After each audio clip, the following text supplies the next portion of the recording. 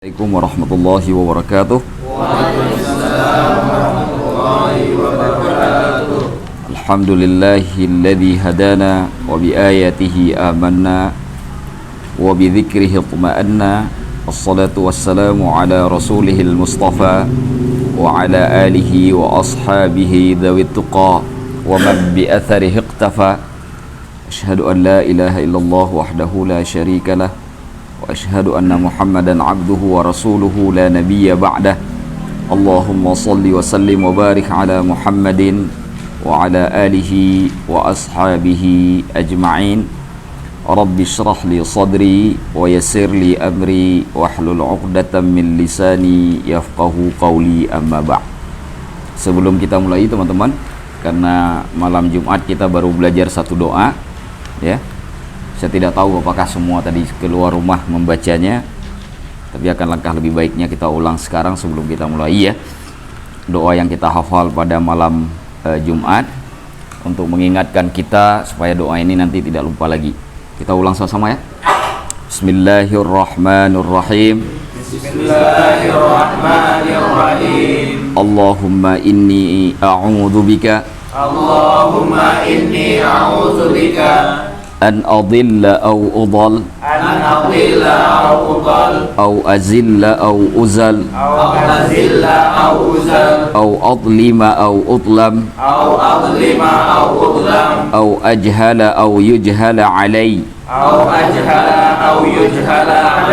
azza jaruk jalla thana'uk wa tabaraka ismuk wa la ilaha ghayruk. Bismillahi amantu billahi wa'tasamtu billahi wa tawakkaltu 'ala Allahi wa la hawla wa la quwwata illa billah. Allahumma thabbit janani wa adiril haqqa ala lisani. Alhamdulillah, itu doanya lah. Udah selesai, yuk kita pulang. Baik teman-teman, nanti kita akan baca bagian yang belum kita baca, saya terjemahkan. Nanti kita lanjutkan sedikit Isra dan Mi'raj.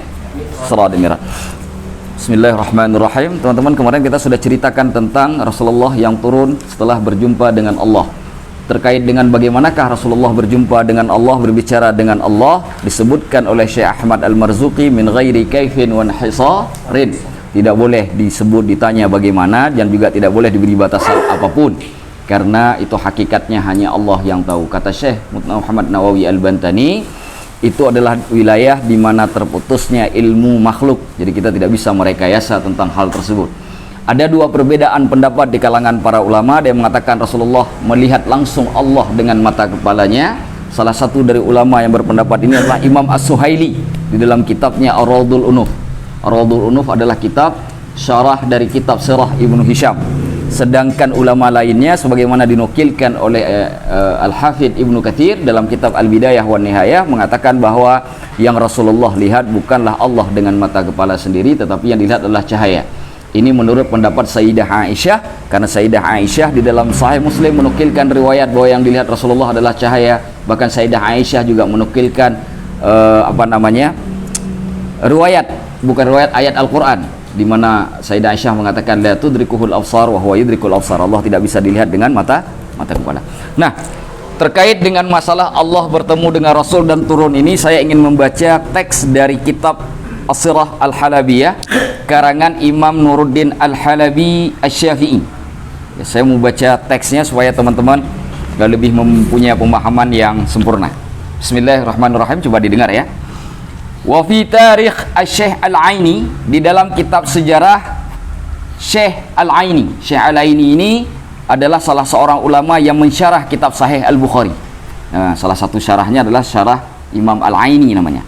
Beliau menukilkan riwayat dari An Muqatil bin Hayyan qala, yang berkata di sini maksudnya adalah Rasulullah yang bersabda, ya. bahwasanya, saya singkat saja dulu kisah ini ya, karena kita pernah menceritakannya, bahwa ketika Rasulullah dengan Jibril sampai di Sidratul Muntaha, Jibril tidak lagi bisa naik ke atas, menyuruh Rasulullah berangkat sendiri. Nah, di dalam riwayat ini disebutkan begini. Nah, ketika Jibril Rasulullah Sallallahu Alaihi Wasallam ingin berangkat dan meninggalkan Jibril di situ, Rasulullah berkata begini, fi mithli hadzal maqami yatrukul khalilu khalilah. Seperti di tempat seperti inikah seorang kekasih meninggalkan kekasihnya. Maksudnya Jibril tidak bisa lagi menemani Rasulullah bertemu untuk menghadap Allah. Lalu ketika Rasulullah bersabda seperti itu kepada malaikat Jibril menjawab, in tajawaztu ihtaraqtu binnar. Kalau aku melampaui batas di mana aku berada sekarang ya Muhammad, ihtaraqtu binnar, maka tubuhku akan terbakar. Ini yang pernah saya cerita dengan teks ya. Jadi di sini saya ambil. Faqala Nabi sallallahu alaihi wasallam, lalu Nabi bersabda kepada Jibril ketika Nabi mengatakan, saya tidak lagi bisa menemanimu wahai Muhammad, karena aku akan terbakar tubuhku jika aku melewati batas Sidratul Muntaha. Lalu kata Rasulullah, ya Jibril, wahai Jibril, hal laka min hajatin ila rabbik, karena engkau tidak bisa ikut, engkau punya hajat enggak kepada Tuhanmu, kepada Allah? Biar aku nanti sampaikan, karena engkau enggak bisa ikut. Ada enggak hajat kepada Allah?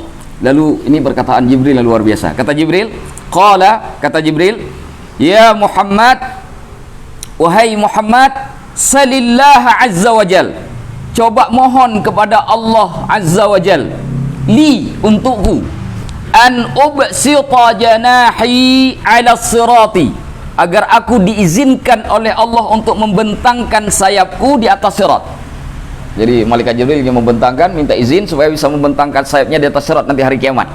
Untuk apa?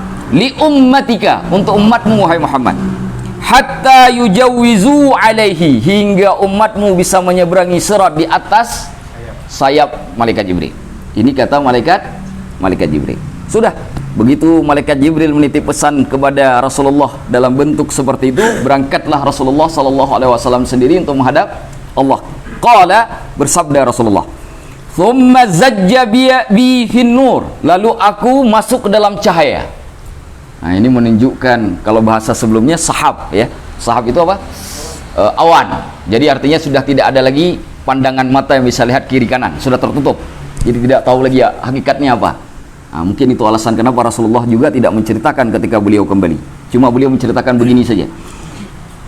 Aku berada di tengah-tengah cahaya. Fakhariqa bi ila 70,000 hijabin. Lalu aku mendapati 70.000 hijab.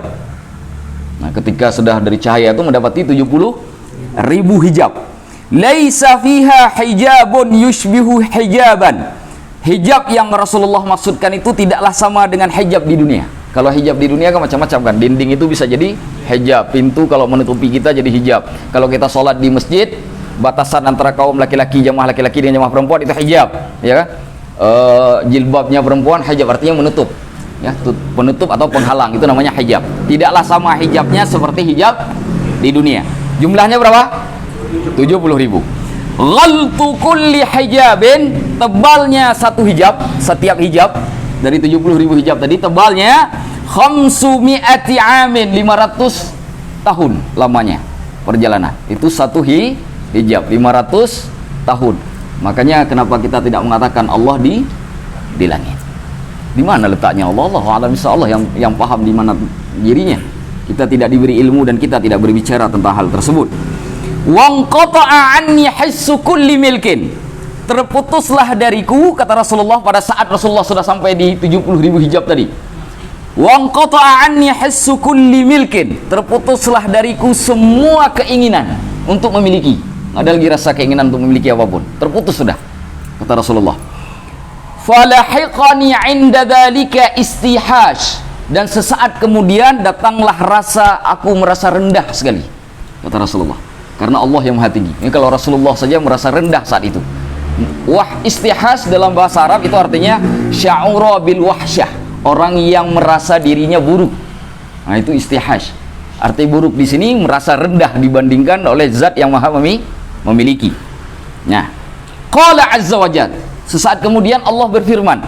Nah, bagaimana Allah bertemu dengan Rasulullah kita tidak belum bicara, karena ilmunya hanya Allah yang tahu.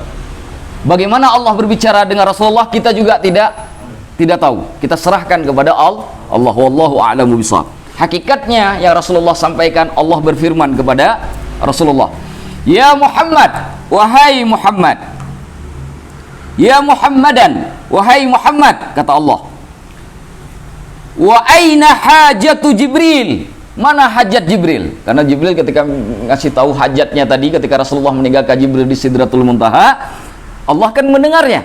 Maka ditanya, hal pertama yang ditanya oleh Allah, mana hajat Jibril? Mana keinginan Jibril? Ditanya. Fakultu, kata Rasulullah. Lalu aku pun berkata, kata Rasulullah, Allahumma innaka a'lam. Ya Allah, sesungguhnya engkau lebih tahu. Karena Allah mendengarnya, tidak perlu lagi Rasulullah memberitahukan. Tapi janganlah ini dipahami nanti kalau kita mau meminta sesuatu kepada Allah, mau bermohon kepada sesuatu Allah, karena Allah tahu dalam hati kita, tidak kita ucapkan lagi. Banyak sekali ya Allah yang kau inginkan, gak perlu kusebutkan satu-satu karena engkau lebih tahu ya Allah. Gak perlu begitu, mintalah ke Allah ya. Berbeda dalam hal ini, jadi jangan langsung diambil kata per kata ya. Tapi kira-kira inilah pengakuan Rasulullah bahwa sesungguhnya Allah maha mengetahui segala sesuatunya. Itu yang penting. Faqala, berkatalah, berfirmanlah Allah setelah Rasulullah menjawab, ya Allah, sesungguhnya engkaulah yang maha tahu. Kata firman Allah kepada Rasulullah, ya Muhammad, wahai Muhammad, qad ajabtuhu fima sa'al. Aku telah mengabulkan Jibril terhadap apa yang dia minta. Jadi permintaan Jibril untuk membentangkan sayapnya di atas surat itu diijabah oleh Allah. Walakin, akan tetapi, fiman ahabbaka wa sahibak, hanya kuberikan kepada orang yang mencintaimu hai Muhammad dan orang yang menemanimu. Menemaninya artinya mengikuti perintah Rasulullah dan menjauhi larangan Rasulullah. Nah, itu maksudnya. Baik dari kalangan para sahabatnya dulu sampai kita sekarang yang tidak bertemu Rasulullah, semuanya akan dapat dengan syarat dua. Satu, mencintai. Yang kedua, mengikuti. Makanya ada ayat dalam Al-Quran, qul kuntum tuhibbunallah, katakanlah hai Muhammad, kalau kalian mencintai Allah, maka sampaikan kepada umatmu, fattabi'uni, ikutilah aku. Artinya ya aku kasih tahu wajib kamu lakukan. Kalau aku larang ya jangan kamu lakukan. Fattabi'uni yuhibbukumullah, maka Allah akan mencintaimu. Wa yaghfir lakum, Allah akan mengampuni dosa-dosamu. Nah, inilah syaratnya itu. Syaratnya dua, mencintai. Cinta itu syarat sah iman kan? Tadi malam sudah kita bahas ya? Syarat sah iman. Orang yang tidak mencintai Rasulullah walaupun dia yakin kepada Allah, maka batal imannya. Batal imannya. Oh, saya yakin betul Allah ada tapi nggak cinta kepada Rasulullah, batal imannya, kafir langsung. Karena syarat sah iman. Udah kita bahas tadi malam. Nah, yang kedua, harus mengikuti perintah Nabi. Harus menjauhi larangan Nabi, karena hakikatnya perintah Nabi adalah perintah Allah, larangan Nabi adalah larangan Allah. Mana dalilnya? Surah Nisa. Ya ayyuhalladzina amanu, hai orang-orang yang beriman, athi'ullah, ikutilah Allah, taatlah kepada Allah, wa athi'ur rasul, dan taatlah kepada Rasul, wa ulil amri minkum, dan pemimpin-pemimpin di antara kamu. Lihat, ketika bicara Allah ada kata taat, ketika bicara Rasulullah ada kata taat, ketika bicara pemimpin nggak ada lagi kata taat. Kenapa? Karena Rasulullah dengan Allah tidak akan mungkin berbeda, tapi pemimpin bisa berbeda dengan Allah dan Rasul. Makanya sambungannya, fa in tanaza'tum fi syai'in, kalau kalian terjadi perselisihan di antara kalian, farudduhu ilallahi wa rasul, kembalikan kepada Allah dan Rasul. Nggak ada lagi kata pemimpin, yang ada cuma Allah dan Rasul. Nah, tidak ada lagi. Makanya ada dalil, la ta'ata li makhluqin fi ma'siyatillah, tidak boleh taat kepada makhluk dalam urusan maksiat kepada Allah. Nah, bagaimana kalau pemimpin kita salah? Kalau Rasulullah mengajarkan disuruh nasihat, suruh nasihati pemimpin yang salah. Nah, wajib menasihati bagi yang mampu. Wallahu a'lam bishawab. Kita lanjutkan. Wa fi riwayatin, kata Imam Nuruddin Al-Halabi, dalam riwayat yang lain disebutkan begini, annallahu sallallahu alaihi wasallam, bahwasanya Rasulullah sallallahu alaihi wasallam, lamma ra'al haqqa subhanahu, ketika melihat Allah subhanahu wa ta'ala. Melihat di sini, kata ra'a di sini ru'yah ada dua maknanya dalam bahasa Arab. Bisa jadi melihat dengan mata kepala, bisa jadi melihat bukan dengan mata kepala, atau melihat dengan hati, Di sini letak perbedaan para ulama dari kata ru'yah itu melihat dengan mata atau melihat dengan hati. Paham ya? Nah, jadi bukan karena ada kata melihat lantas langsung melihat dengan mata kepala. Ada dua. Kita harus kembali ke teks Arabnya. Kharra sajidan. Rasulullah langsung bersujud di hadapan Allah. Qala sallallahu alaihi wasallam. Rasulullah sallallahu alaihi wasallam bersabda, "Fa auhallahu azza wa jalla ilayya ma auha." Lalu Allah mewahyukan kepadaku apa-apa yang diwahyukannya. Ini kalimat ini ada di dalam Al-Quran surah An-Najm ayat 10. Surah An-Najm ayat 10. Fa auhallahu azza wa jalla ilayya ma auha. Nah, lalu setelah itu kita tahu bahwa salah satu yang diwahyukan oleh Allah Subhanahu wa taala adalah salat 50 waktu. Turunlah Rasulullah ketemu dengan Nabi Musa. Cerita ini sudah saya ceritakan 2 minggu sebelumnya. Ya, sudah saya skip saja. Nah, teman-teman nanti kalau baca kitab tafsir Imam Al-Baydawi, nama kitab tafsirnya sering disebut dengan tafsir Al-Baydawi. Imam Al-Baydawi ketika menceritakan masalah Isra Mi'raj ini mengatakan begini. Ini supaya teman-teman punya informasi saja. Takutnya nanti teman-teman mendengarnya dari orang lain ya, jadi tahu bahwa kenapa Rasulullah Shallallahu Alaihi Wasallam itu diberikan salat 50 waktu oleh Allah, dan kenapa ketemunya dengan Nabi Musa bukan dengan Nabi lain. Ini salah satunya. Siapa yang nanya kemarin? Agus ya. Nah, salah satunya kata Imam Al-Baydawi karena orang-orang Yahudi dari umat Nabi Musa itu juga diwajibkan salat 50 waktu. Itu kata Imam Al-Baydawi. Sehari semalam orang yang Yahudi, orang-orang Bani Israel dari umat Nabi Musa itu salat 50 waktu sehari semalam. Nah, makanya kenapa untuk menyaingi umat Nabi Musa kita juga diberikan salat 50 waktu. Akan tetapi pendapat ini dibantah oleh Al-Hafidh Jalaluddin As-Suyuti dalam kitabnya Al-Hasyiyah.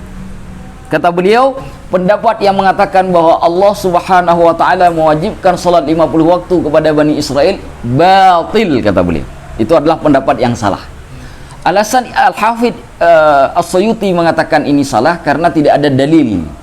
Ini hanya pendapat Imam Al-Baydawi terkait salat 50 waktu ketemu dengan Nabi Musa. Nah, tapi tidak ada dalil yang sahih. Kenapa saya sampaikan? Nanti teman-teman mungkin bisa saja mendengarkan dari mimbar manapun. Nah, udah tahu dari mana dasarnya. Karena itu dasarnya dari Imam Al-Baydawi. Meskipun ada bantahan dari Al-Hafidh Jalaluddin As-Suyuti. Clear sampai di sini ya? Baik, kita lanjutkan. Qala Allah Ta'ala. Lalu Allah ketika turun di Rasulullah, sudah turun, sudah ketemu dengan Nabi Musa, tinggal salat 5 waktu. Tinggallah salat 5 waktu setelah bolak-balik Rasulullah menghadap Allah untuk minta kurang. Tinggallah 5 waktu. Lalu Allah berfirman dan terdengar oleh Rasulullah. Firman Allah, "Ya Muhammad, wahai Muhammad, innahunna khamsu salawatin." Sesungguhnya yang telah kewajibkan itu adalah 5 waktu salat. Fi kulli yaumin wa lailatin, setiap hari dan malam. Artinya adalah sehari semalam 5 waktu. Fa likulli salatin asyrun. Setiap salat dari 5 salat yang sudah kewajibkan itu sama nilainya asyrun, seperti 10 salat. Fadzalika khamsuna salatan. Maka jika engkau salat 5 waktu sama nilainya dengan salat 50 waktu. Karena satu salat yang diwajibkan oleh Allah yang sekarang ini nilainya sama dengan 10 salat yang diwajibkan pertama sekali sebelum Rasulullah SAW minta kurang. Jadi salat 5 waktu kita sehari semalam itu sama dengan salat 50 waktu. Makanya salat wajib nggak ada yang bisa nandingi. Nggak ada satupun ibadah, nggak ada satupun salat di atas permukaan bumi yang bisa mengalahkan salat 5 waktu yang wajib itu.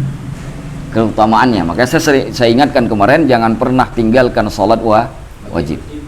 Kalau belum mampu mengerjakan sunnah yang banyak, yang 5 waktu ini jaga, jangan sampai pernah tinggal.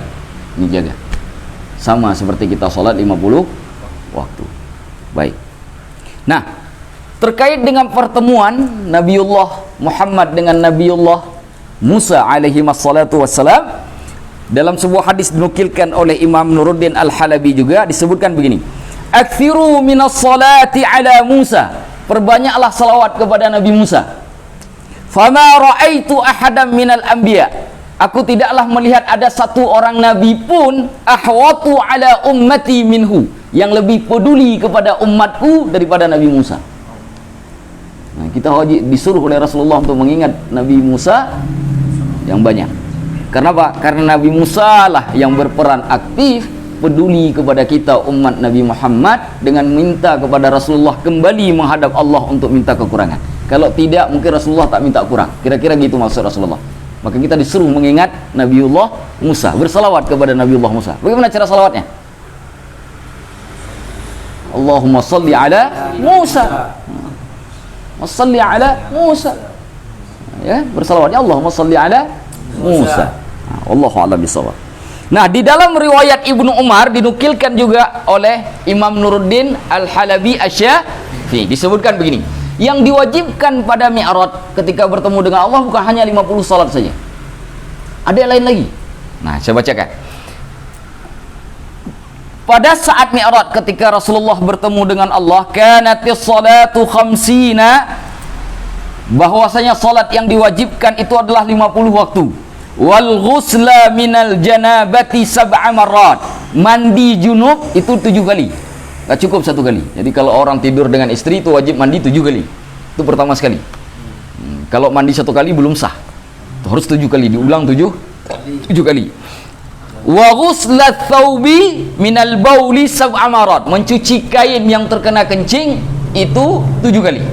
Jadi kena kencing nih, kita kebelet, terkena celana, terkena pakaian, itu harus 7 kali. Lalu itu 1 kali, cuci lagi yang kedua, sampai 7 kali.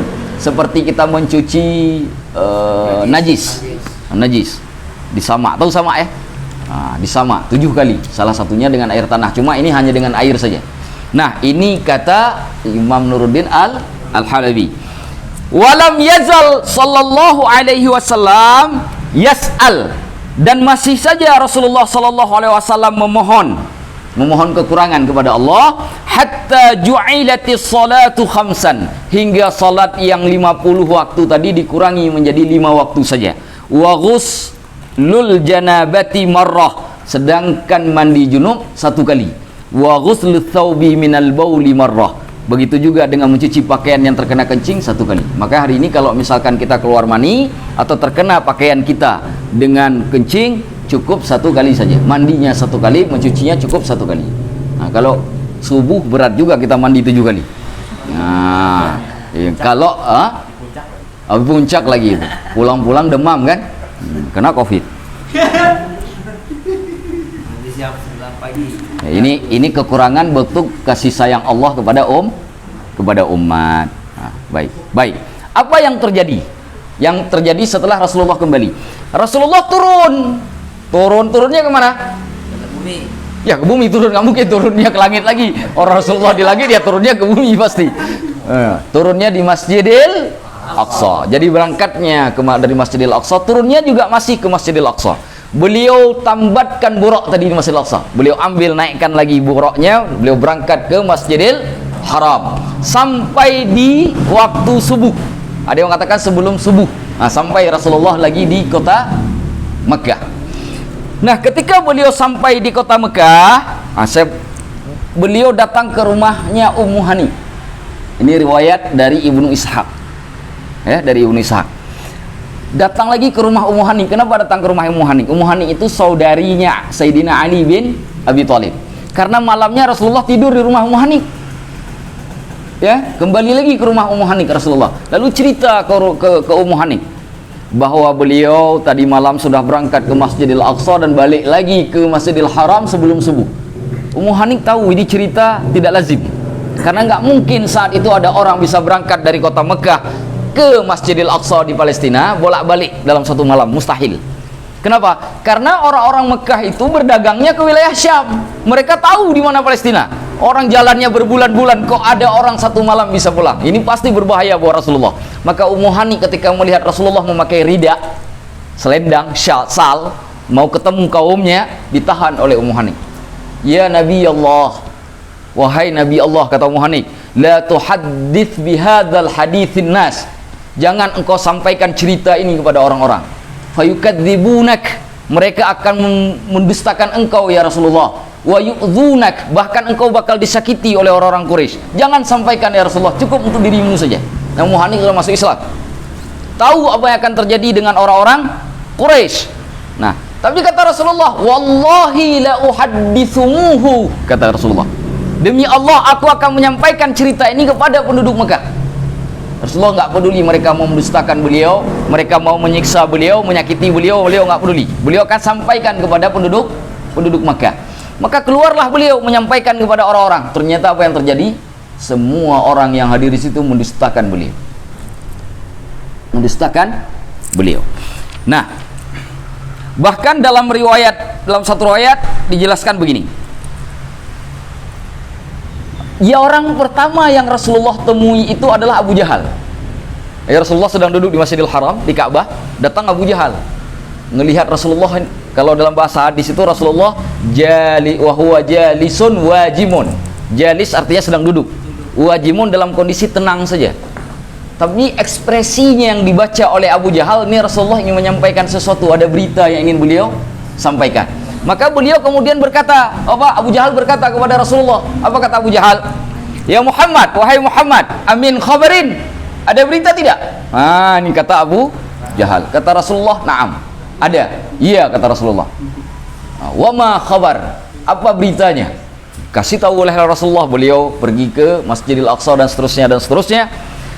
Abu Jahal tahu bahwa menurut Abu Jahal ini, kalaupun tidak masuk akal bagi Abu Jahal, kalau berdebat dengan Rasulullah, Abu Jahal nggak akan menang, tidak akan menang. Abu Jahal menggunakan politik. Nah, ini dipolitik oleh Abu Lahab. Abu Lahab pintar politik nih. Abu Jahal mau dipolitisir cerita Rasulullah ini. Caranya bagaimana? Muhammad, kata Abu Jahal, bagaimana kalau kau panggil semua kaum di sini, kumpul di sini, engkau aja ceritain cerita tadi yang kau ceritakan kepada aku, kau ceritakan ke semua orang. Abu Jahal pengen supaya semua orang itu mendustakan Rasulullah, karena dia tahu kalau sendiri dia tidak akan sanggup. Kata Rasulullah, baik. Dikumpulkanlah oleh Abu Jahal semua orang, datang ke Masjidil Haram. Lalu kata Abu Jahal, ya Muhammad, akhbirhum bima akhbartani. Coba kau beritahukan kepada semua orang yang sedang berkumpul ini apa yang sudah kau beritahukan kepadaku. Dipikir Rasulullah takut, karena banyak orang. Rasulullah nggak sampaikan. Beliau sudah hijrah, berangkat Isra dan Mi'raj di waktu malam dari Masjidil Haram ke Masjidil Aqsa dalam satu malam, bahkan kembali lagi di malam yang sama ke Masjidil Haram. Beliau sampaikan kepada semua orang. Mulai gaduhlah kota Mekah. Gaduh kota Mekah. Banyak sekali orang yang mendustakan Rasulullah sallallahu alaihi wasallam. Gaduh kota Mekah. Ini apa-apaan ini? Tidak mungkin ada orang satu malam bisa berangkat ke Masjidil Aqsa. Gaduh kota Mekah. Sebagian orang itu datang kepada Abu Bakar As-Siddiq. Kenapa datang ke Abu Bakar Siddiq? Karena orang yang paling akrab dengan Rasulullah adalah Abu Bakar. Maka mau bertanya bagaimana pendapat Abu Bakar ini kalau teman akrabnya saja mendustai, apalagi kita, kan begitu. Datanglah ke Abu Bakar As-Siddiq. Mereka ngasih tahu, ya Abu Bakar, tuh temanmu, kata orang-orang ini, tuh temanmu cerita begini. Lalu kata Abu Bakar, innakum tukadzibuna alaih. Kalian ini berbohong atas membohongi, mendustai apa yang dikatakan oleh Rasulullah. Kata Abu Bakar As-Siddiq. Mereka mengatakan, wallahi huwa la yaqulu. Dia yang mengatakan begitu. Kami kan hanya menyampaikan saja, karena ini aneh ceritanya. Ini aneh ceritanya. Bagaimana mungkin kita bisa mempercayai cerita yang tidak masuk akal ini? Bagaimana mungkin orang bisa ke Masjidil Aqsa dalam satu malam dan kembali lagi ke Masjidil Haram hanya dalam waktu satu malam? Ini aneh sekali. Apa kata Abu Bakar As-Siddiq? In kana qalahu, kalau yang menyampaikan itu adalah Muhammad Rasulullah, laqad sadaq, maka benar yang dia sampaikan. Semudah itu Abu Bakar menjawab orang-orang. Maka sejak saat itulah Abu Bakar mendapat gelar As-Siddiq. Mendapat gelar As-Siddiq, orang yang membenarkan. Kenapa? Karena Abu Bakar nggak perlu pakai logika ketika berhubungan dengan Rasulullah. Karena yakin dengan hatinya bahwa apa yang disampaikan oleh Rasulullah berasal dari Allah. Berbeda kalau yang menyampaikan amna yusra, harus check and recheck dulu, benar atau salah. Tapi kalau Rasulullah nggak ada check and recheck, karena sudah pasti wa ma yantiqu anil hawa, tidaklah Rasulullah itu berbicara berdasarkan hawa nafsunya, in huwa illa wahyu yuha. Tidaklah yang dibicarakan oleh Rasulullah itu kecuali wahyu yang yang diwahyukan oleh Allah. Nah, itu dia. Baik. Nah, setelah Rasulullah berhadapan dengan orang-orang Mekah, di dalam riwayat Ibnu Ishaq disampaikan begini. Rasulullah kan pernah bertemu dengan kabilah Quraisy di tengah perjalanan yang beliau minum airnya.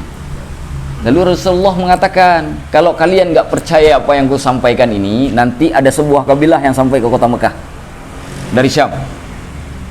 Tanya kepada mereka, adakah kendil kira-kira bahasa kita ya, yang kosong airnya, yang ada peminumnya di malam hari ketika mereka sedang tidur, karena Rasulullah yang meminumnya, yang sudah pernah saya ceritakan kan.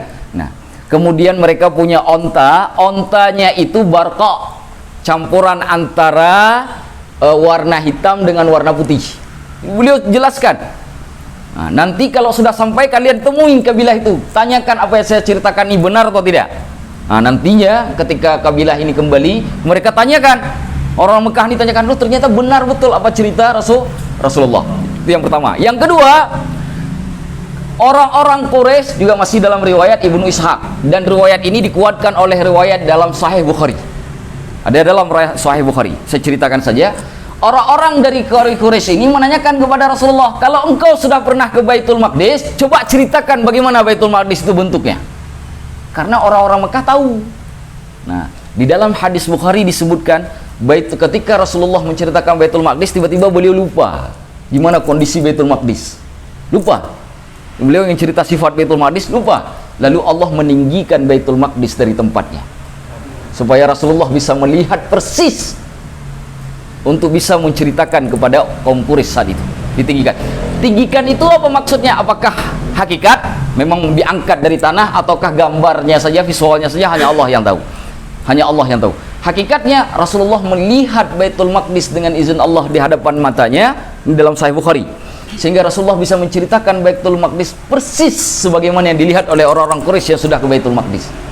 Sehingga sebenarnya pada posisi seperti itu ada dua pilihannya pada mereka. Kalaulah Rasulullah berbohong, maka pastilah ceritanya ini juga penuh dengan kebohongan. Itu satu. Kalaulah Rasulullah benar, meskipun sulit dipahami ceritanya tadi, maka semua sifat-sifat yang beliau ceritakan tentang kabilah, tentang Baitul Maqdis, mestinya adalah benar. Karena mereka juga pernah dengar, pernah ke sana. Maka disinilah ujian keimanan. Maka yang beriman, yang membenarkan Rasulullah membenarkan, sedangkan yang mendustakan tetap mendustakan. Inilah ujian keimanan. Peristiwa Isra dan Mi'raj ini sampai hari ini masih ada ujiannya. Bukan hanya masa Rasulullah, sampai hari ini ada ujiannya.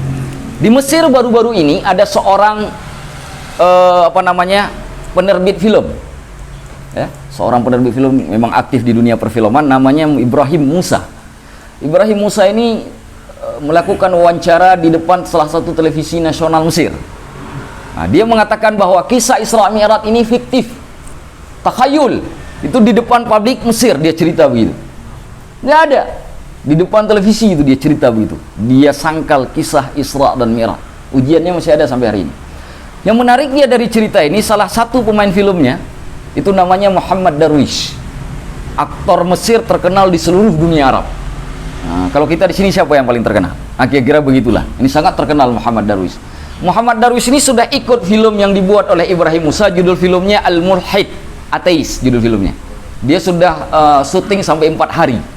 Melalui laman Facebooknya, dia minta maaf ke seluruh orang Mesir bahwa dia sudah ikut film yang dikeluarkan oleh Ibrahim Musa, dan sejak saat itu dia mengundurkan diri dari film itu dengan sebab dia tidak mau ikut di dalam pembuatan film yang pembuatan film itu dikepalai oleh orang yang mengatakan Isra dan Mi'raj itu fiktif. Aku tidak akan gadaikan agamaku demi ini. Itu kata Muhammad Darwish. Akhirnya apa yang terjadi? Seluruh publik Mesir mendukung Muhammad Darwish. Nah, itu jadi ujian keimanan itu sampai hari ini masih ada. Jadi kalau misalkan dengar ada orang yang tak percaya kisah Isra dan Mi'raj hari ini, karena memang cerita ini dari sejak masa Rasulullah sampai masa kita masih menjadi ujian. Padahal di awal pembicaraan ini saya sudah beritahukan kepada teman, kisah Isra Mi'raj ditetapkan oleh ayat Al-Quran. Isra-nya juga oleh ayat Al-Quran, Mi'rajnya juga ayat Al-Quran. Al-Isra, surah Al-Isra ayat 1. Mi'rajnya surah An-Najm ayat 13 sampai dengan 18. Sudah saya sebutkan kan? Bahkan dari sisi hadis, disebutkan oleh Imam Asy-Syami sebagaimana dinukilkan oleh Imam Az-Zarqani bahwa ada 45 sahabat Rasulullah yang meriwayatkan cerita ini. 45 berarti sudah sampai tingkat mutawatir. Saya sudah sebutkan apa itu hadis mutawatir. Jadi tidak bisa kemudian kita mendustakan cerita Isra dan Mi'raj. Sebagian para ulama, saya tidak berani mengatakan semuanya karena yang saya tahu sebagiannya. Bisa jadi semuanya, bisa jadi bukan. Wallahu a'lam. Yang saya tahu sebagian mengatakan begini, yang mengingkari kisah Isra itu murtad, yang mengingkari kisah Mi'raj fasik. Saya ulangi, yang mengingkari kisah Isra murtad, yang mengingkari kisah Mi'raj fasik. Nah, ini perlu teman-teman pahami. Nanti ketemu mungkin dengan anggota keluarga, dengan teman yang tidak mengakui kisah Isra dan Mi'raj. Sedikit lagi tentang kisah Isra Mi'raj. Ketika Rasulullah SAW sudah mendapat beban pelaksanaan salat 5 waktu yang diwajibkan oleh Allah, Rasulullah tidak salat di waktu subuhnya. Kenapa? Karena Jibril baru turun mendekati zuhur. Rasulullah diajarkan waktu salat, diajarkan juga cara salatnya. Di dalam riwayat yang dinukilkan oleh Imam An-Nuruddin Al-Halabi disebutkan begini, ketika matahari sudah tergelincir, matahari tergelincir itu artinya waktu zuhur. Karena matahari di tengah tergelincir itu berarti apa? Condong. Lalu Rasulullah salat bersama dengan para sahabatnya, salat zuhur 4 rakaat. Cara salat Rasulullah 4 rakaat, para sahabat di belakang Rasulullah, malaikat Jibril di depan. Cuma para sahabat tidak melihat Jibril. Para sahabat berimam dengan Rasulullah, Rasulullah berimam kepada Jibril. Kenapa Rasulullah berimam kepada Jibril? Mengikuti Jibril karena Rasulullah belum bisa sholat. Diajarkan oleh malaikat Jibril. Cerita ini berlanjut pada saat sholat asar. Saat sholat duhur dan sholat asar, Rasulullah tidak membaca bacaan sholatnya dengan nyaring di semua rakaat, sama seperti yang kita lakukan hari ini. Sama seperti yang kita lakukan hari ini. Begitu sholat maghrib, hal yang sama juga dilakukan oleh Rasulullah. Para sahabat mengikuti Rasulullah, Rasulullah mengikuti malaikat Jibril. Hanya saja Rasulullah menguraskan suara pada 2 rakaat yang pertama. Yang juga sama yang seperti kita lakukan. Teman-teman tadi sholat Isya sama seperti itu. Hadisnya, riwayatnya berhenti sampai sholat maghrib. Tidak jelaskan bagaimana dengan sholat Isya, dengan sholat subuh. Sehingga dipahami kenapa tidak disebutkan lagi Isya dengan subuh, karena hukum Isya dan subuh mengikuti hukum maghrib, mengeraskan suara. Makanya kenapa kemudian sholat maghrib, sholat isya, sholat apalagi subuh kita membacanya dengan keras suara di 2 rakaat, ya, 2 rakaat pertama. Kalau subuh memang 2 rakaat. Kalau zuhur dan asar kemudian kita tidak membaca nyaring karena itu dilakukan oleh Rasulullah pada saat pertama. Jadi jika ada pertanyaan sekarang, sholat apakah yang pertama sekali dilakukan oleh Rasulullah ketika sholat 5 waktu diwajibkan? Sholat zuhur. Ada nggak dalil dalam Al-Quran? Ada. Dalilnya ada di surah Al-Isra. Aqimis sholata lidulukish syamsiyah. Sebentar saya lihat nomor ayatnya, karena susah sedikit nih kalau nomor ayatnya.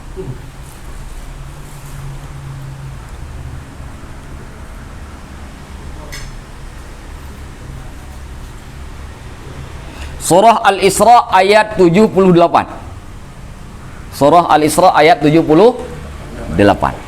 Coba dengarkan saya bacakan. Aqimis sholata, wahai Muhammad, dirikanlah salat. Perintah bukan? Perintah. Liduluki syamsi, ketika matahari sudah tergelincir atau condong, ya, tidak lagi di tengah-tengah kepala. Artinya itu salat apa? Berarti salat pertama yang dilakukan oleh Rasulullah salat duhur. Salat duhur ila ghasaqil laili, sampai dengan pekat malam. Apa itu pekat malam? Salat apa? Bukan salat malam. Salat apa? Salat apa? Bukan, salat Isya. Bagaimana cara menghitungnya? Kalau salat duhur tadi agak condong sedikit, lalu masuk salat asar. Karena kan dari kan, ila itu kan dari ke. Berarti kan sampai kan? Nah, setelah salat duhur ada salat asar. Salat asar itu kalau kita ambil kayu kira-kira 1 hasta begini, kita tancapkan di tanah, itu panjang bayangannya sama dengan panjang balok kayunya tadi, sama persis. Itu sudah masuk waktu asar. Begitu sudah tenggelam matahari, masuklah waktu maghrib. Makanya disebut maghrib. Maghrib itu artinya waktu tenggelamnya matahari. Itu arti maghrib. Jadi salat maghrib salat ketika matahari sudah tenggelam. Bagaimana cara menandakannya? Kalau teman-teman berada di tepi pantai, ini ada laut, masuk tuh matahari habis ke bawah tuh. Sudah tak lihat lagi matahari itu sudah tenggelam matahari. Nah, itulah yang disebut dengan tenggelamnya matahari. Masuklah waktu maghrib, disebut maghrib, waktu tenggelam matahari. Biasanya matahari ketika masuk ke dalam laut itu ada bayangan pancaran sinarnya yang masih tersisa. Biasanya warnanya berwarna merah yang masih ada di sudut langit. Disebut dalam ilmu fikih dengan asyafaq. Nah, itu waktu maghrib. Kapan habis waktu maghrib? Ketika warna merah yang di sudut langit yang disebut asyafaq ini hilang seluruhnya. Hilang. Masuklah waktu isya. Karena apa hilang? Karena ketika hilang, kita akan melihat langit di sudut langit itu sampai semuanya itu gelap. Sudah gelap. Tapi kan ada bulan, Ustaz. Ya kalau ada bulan, kalau nggak ada bulan nggak gelap. Nah, jadi ghasaqil laili menunjukkan salat isya. Lah, kalau duhur ke isya salat subuhnya mana? Ayatnya bersambung. Wa qur'anal fajr, dan bacaan salat subuh, salat fajar.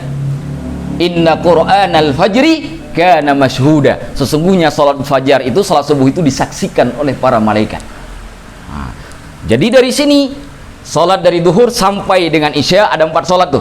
Duhur, asar, maghrib, isya, dan salat fajar. Maka di dalam Al-Quran pun ada waktu salat. Ada waktu salat. Yang tidak ada bagaimana cara salat? Itu harus lari ke hadis Nabi SAW. Jadi ada dalilnya. Jadi kalau ada yang menanya, salat apakah yang pertama sekali dilakukan oleh Rasulullah setelah diwajibkan salat 5 waktu? Jawabannya salat duhur. Ketika Rasulullah salat di Madinah, kiblat dipindahkan dari Masjidil Aqsa ke Masjidil Haram. Ketika Rasulullah berada di Kuba, itu pun juga salat duhur. Sama persis dengan kejadian Isra Mi'raj.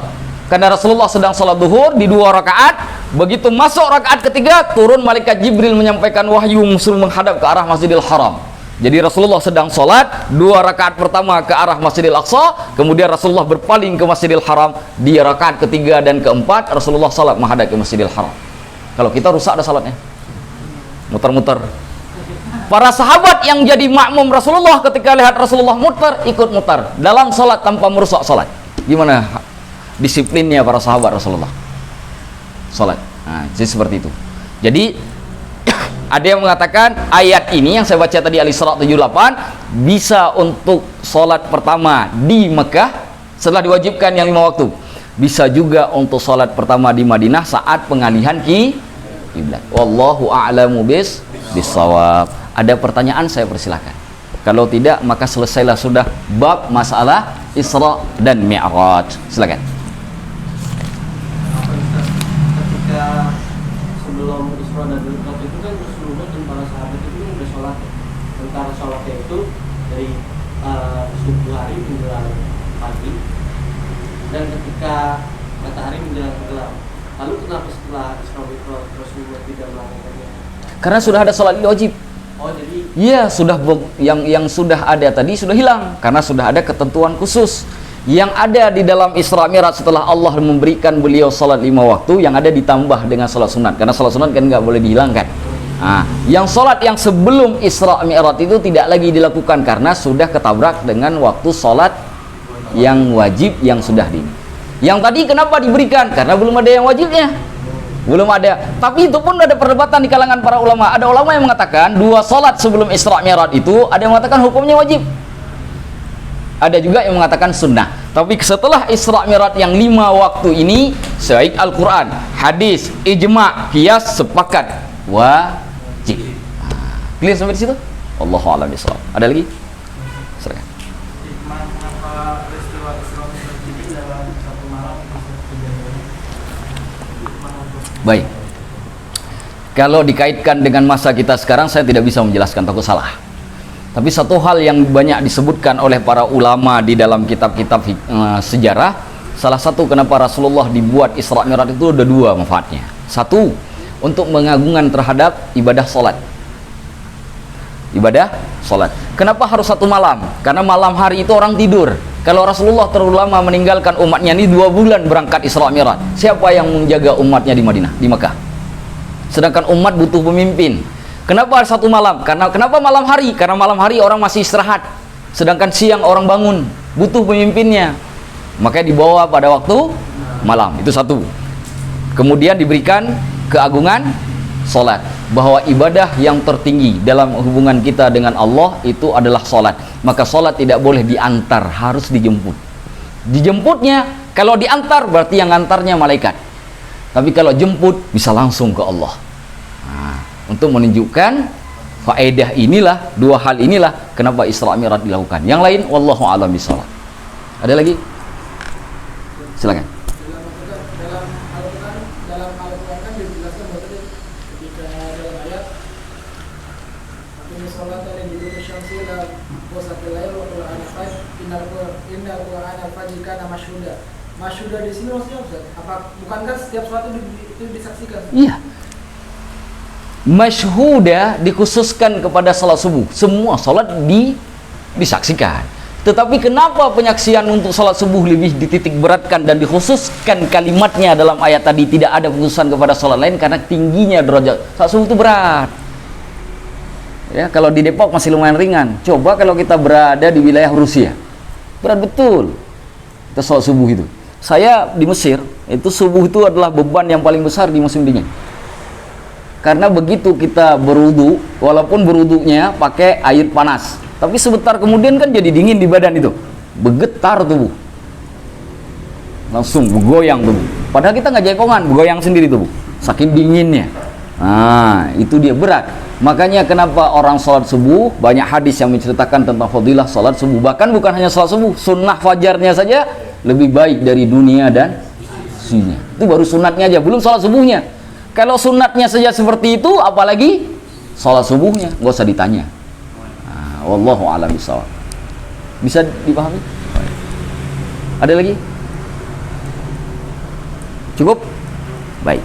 Kalau sudah selesai bab Isra dan Mi'raj, inilah bagian terakhir dari 3 bagian Isra Mi'raj yang kita ceritakan.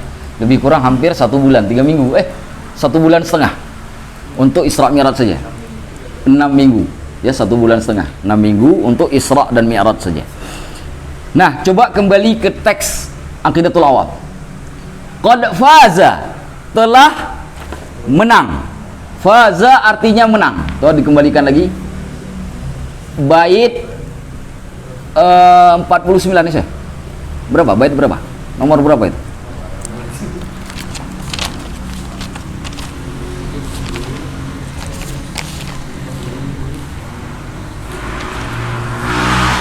Bait 50.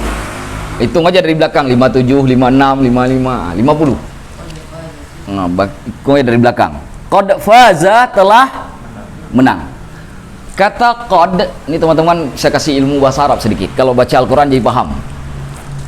Kata qad ini artinya sungguh. Kalau masuknya ke fi'il madhi. Fi'il madhi kata kerja yang telah lampau. Kalau masuk ke kata kerja fi'il madhi, dia artinya sungguh. Artinya sungguh. Contoh, qad faza, sungguh telah menang. Qad akala, sungguh telah makan. Qad syariba, sungguh telah minum. Qad nama, sungguh telah tidur. Tapi kalau masuk ke fi'il mudhari', kalau fi'il mudhari'nya dimasuki qad di awalnya, fi'il mudhari'. Fi'il mudhari' itu kata kerja yang sedang berlaku, sedang berlangsung. Itu artinya kadangkala. Kadang-kadang atau kadangkala. Contoh, qad faza, sungguh telah menang. Qad yafuzu, itu artinya kadang-kadang menang, berarti kadang-kadang kalah. Nah, gitu. Itu caranya. Nanti di dalam Al-Quran nanti ketemu tuh. Nah, yang begitu. Jadi sudah tahu mengartikan huruf qad. Cara melihatnya, kalau ketemu dengan fi'il madhi artinya sungguh, kalau ketemu dengan fi'il mudhari' kadang-kadang. Bagaimana membedakan madhi dengan mudhari'? Harus belajar sedikit sharaf. akala ya'kulu aklan, syariba yashrabu. Ya, kalau faza yafuzu, dhahaba yadhabu, jalasa yajlisu. Yajlisu. Nah, jalasa telah duduk, yajlisu sedang duduk. Kalau masuk qad jalasa telah duduk, sungguh telah duduk. Kalau masuk ke qad yajlisu, maka kadang-kadang dia duduk. Nah, kadang-kadang berdiri kali, kadang-kadang tidur. Allahu a'lam bishawab. Nah, begitu cara memahami bahasa Arabnya, ya. Qad faza, sungguh telah menang. Siddiqun lahu, siddiqun bitasdiqin lahu. Siddiq itu laqab untuk Abu Bakar. Siapa yang telah menang di sini? Abu Bakar. Dengan sebab apa Abu Bakar menang? Bitasdiqil lahu, dengan sebab membenarkan apa yang ada pada Rasulullah. Lahu li Rasulillah, untuk Rasulullah. Pembenaran kepada Rasulullah. Pembenaran apa? Pembenaran pada kisah Isra dan Mi'raj. Yang menariknya adalah kalimat siddiqun tidak dipakai alif lam. Kau perhatikan, ada alif lamnya enggak? Enggak kan? Kalau pakai alif lam, pakai alif lam, as-siddiqu atau siddiqun yang enggak ada alif lam. Siddiqun, ini enggak ada alif lam, siddiqunnya. Kalau pakai alif lam itu orangnya sudah jelas siapa. Berarti Abu Bakar saja. Tapi kalau pakai siddiqun, ini orangnya bisa siapa saja. Abu Bakar sudah jelas, kita pun ternyata bisa seperti Abu Bakar. Hanya dengan sekedar membenarkan Isra dan Mi'raj, maka kita bisa menjadi orang yang membenarkan Rasulullah sallallahu. Itulah dibuat dengan kalimat siddiqun oleh Syekh Ahmad Al-Marzuqi. Jadi kita bisa mengikuti jejaknya Abu Bakar As-Siddiq dengan cara membenarkan kisah Isra dan Mi'raj. Kenapa ini penting? Karena banyak yang mengingkari Isra dan Mi'rajnya Nabi. Tadi sudah saya jelaskan, itu salah satu contoh, satu kasus. Clear ya? Walaupun kita tidak bergelar As-Siddiq, tapi secara hakikat kita bisa menjadi orang yang membenarkan Rasulullah sebagai Siddiq seperti Abu Bakar As-Siddiq. Wabil urujis sidqu, wabil urud dengan Mi'raj, Mi'rajnya Nabi, Mi'raj ke atas, naik ke atas. As-sidqu, pembenaran, artinya pembenaran kepada Mi'raj. Wafa ahlahu, sesuai dengan ahlinya. Siapa ahli dimaksud? Orang yang membenarkan peristiwa Isra dan Mi'raj. Artinya apa? Pembenaran itu kepada kisah Isra dan Mi'raj itu sesuai dengan orang yang bergelar As-Siddiq, karena ada kebenaran dalam hatinya dan dia disebut dengan ahlus sidqi, orang yang benar. Clear? Nah, akhirnya ditutup tuh kalimatnya. Wa hadhihi aqidatun mukhtasarah. Wahadihi, dan inilah aqidatun, akidah mukhtasarah yang diringkas. Maksudnya aqidatun mukhtasarah, pelajaran akidah yang diringkas. Untuk apa diringkas? Walil awami sahlatun muyassarah. Walil awam, untuk orang awam, sahlah, mudah, muyassarah, yang bisa dimudahkan. Sahlah muyassarah, mudah yang termudahkan. Nah, gitu. Ya, diringkas supaya mudah orang awam. Jadi ini kitab akidah pemula. Nah, kita masih SMP ini, masih SD, masih belajar ini. Karena ini kisah tapi insya Allah bermanfaatnya luar biasa. Alhamdulillah kita sudah menyelesaikan semua penjelasan dalam kitab ini. Insya Allah semoga ke depan kita bisa naik tingkat, naik kelas. Amin. Nadhimu tilka, nadhim orang yang menulis nadham. Kalau nadham nun dhat mim. Kalau orangnya nun alif dhat mim. Nadhim orang yang menulis nadham. Nadhimu tilka, yang menulis nadham itu, nadham tersebut Ahmad Al-Marzuqi, Syekh Ahmad Al-Marzuqi Al-Maliki Al-Misri Al-Makki. Panjang betul Ustaz namanya. Ahmad Al-Marzuqi namanya. Marzuqi itu karena beliau merujuk kepada salah seorang dari ayah beliau. Yang di atas namanya Marzuq Al-Kafaf, maka beliau disebut Marzuqi pakai ya nisbah. Ahmad, nama beliau sendiri adalah Ahmad. Syekh Ahmad Al-Marzuqi. Disebut Al-Maliki karena beliau bermazhab Maliki. Disebut Al-Misri karena lahirnya di Mesir. Disebut Al-Makki karena meninggalnya di Mekah.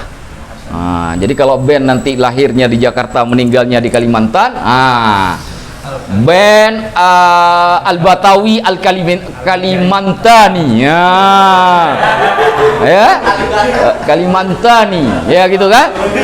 Al-Batawi karena lahirnya di Jakarta, Kalimantan. Nah, itu begitu. Ini cerita. Con, jangan diaminkan. Jangan diaminkan, orangnya masih pengen ibadah. Jangan diaminkan. Sudah, itu contoh. Jadi kenapa disebut Al-Masri? Karena lahir di Mesir. Kenapa disebut Al-Maki? Karena meninggalnya di Mekah. Man yantami. Man, kata man. Man itu artinya siapa? Jadi kalau kita tanya man hada, siapa ini? Man huwa, siapa dia? Man itu artinya siapa? Tetapi kalau dia terletak di tengah kalimat, dia menjadi kata sambung, ismul mausul. Diartikan dengan yang. Nah, kayak itu kan masih satu bait itu. Nah, diartikan dengan yang. Man yang yantami berhubungan lis-shadiqil masduqi kepada Nabi Muhammad. Nabi Muhammad nama lainnya kalau kita baca Dalailul Khairat itu salah satu nama Rasulullah As-Shadiqul Masduq. As-Shadiq artinya yang benar, Al-Masduq yang dibenarkan oleh Allah. Nah, jadi disebut As-Shadiqul Masduq karena Rasulullah itu benar dan dibenarkan oleh Allah. Makanya namanya man yantami lis-shadiqil masduqi, yang berhubungan dengan Rasulullah. Gimana cara berhubungan dengan Rasulullah? Syekh Ahmad Al-Marzuqi dari sisi ayah itu nasabnya kepada Hasan bin Ali bin Abi Thalib, cucu Rasulullah Sayyidina Hasan. Dari sisi ibu, beliau berhubungan dengan Sayyidina Husain. Jadi dua-dua beliau ada nasab kepada cucu Rasulullah. Dari ayahnya kepada Sayyidina Sayyidina Hasan, dari ibu Sayyidina Husain. Maka dari namanya tadi bisa ditambahkan lagi Syekh Ahmad Al-Marzuqi Al-Hasani Al-Maliki Al-Misri Al-Maki. Nah, udah, saya tulis sedikit. Syekh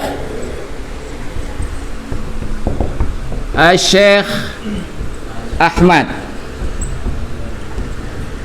Al-Marzuqi Al-Hasani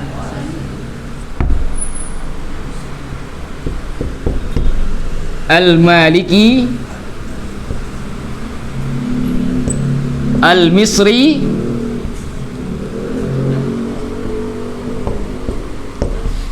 Al-Makki. Nah, ini namanya itu. Banyak sekali laqabnya. Syekh Ahmad Al-Marzuqi Al-Hasani karena nasab dari ayahnya ke Sayyidina Hasan. Al-Maliki karena bermazhab Maliki. Al-Misri karena lahir di Mesir. Al-Makki karena itulah nama beliau. Nah, jadi itulah nadhimu tilka Ahmad Al-Marzuqi man yantami lis-shadiqil masduqi. Walhamdulillah, dan segala puji bagi Allah. Tidak saya jelaskan lagi karena dulu di awal sudah saya jelaskan.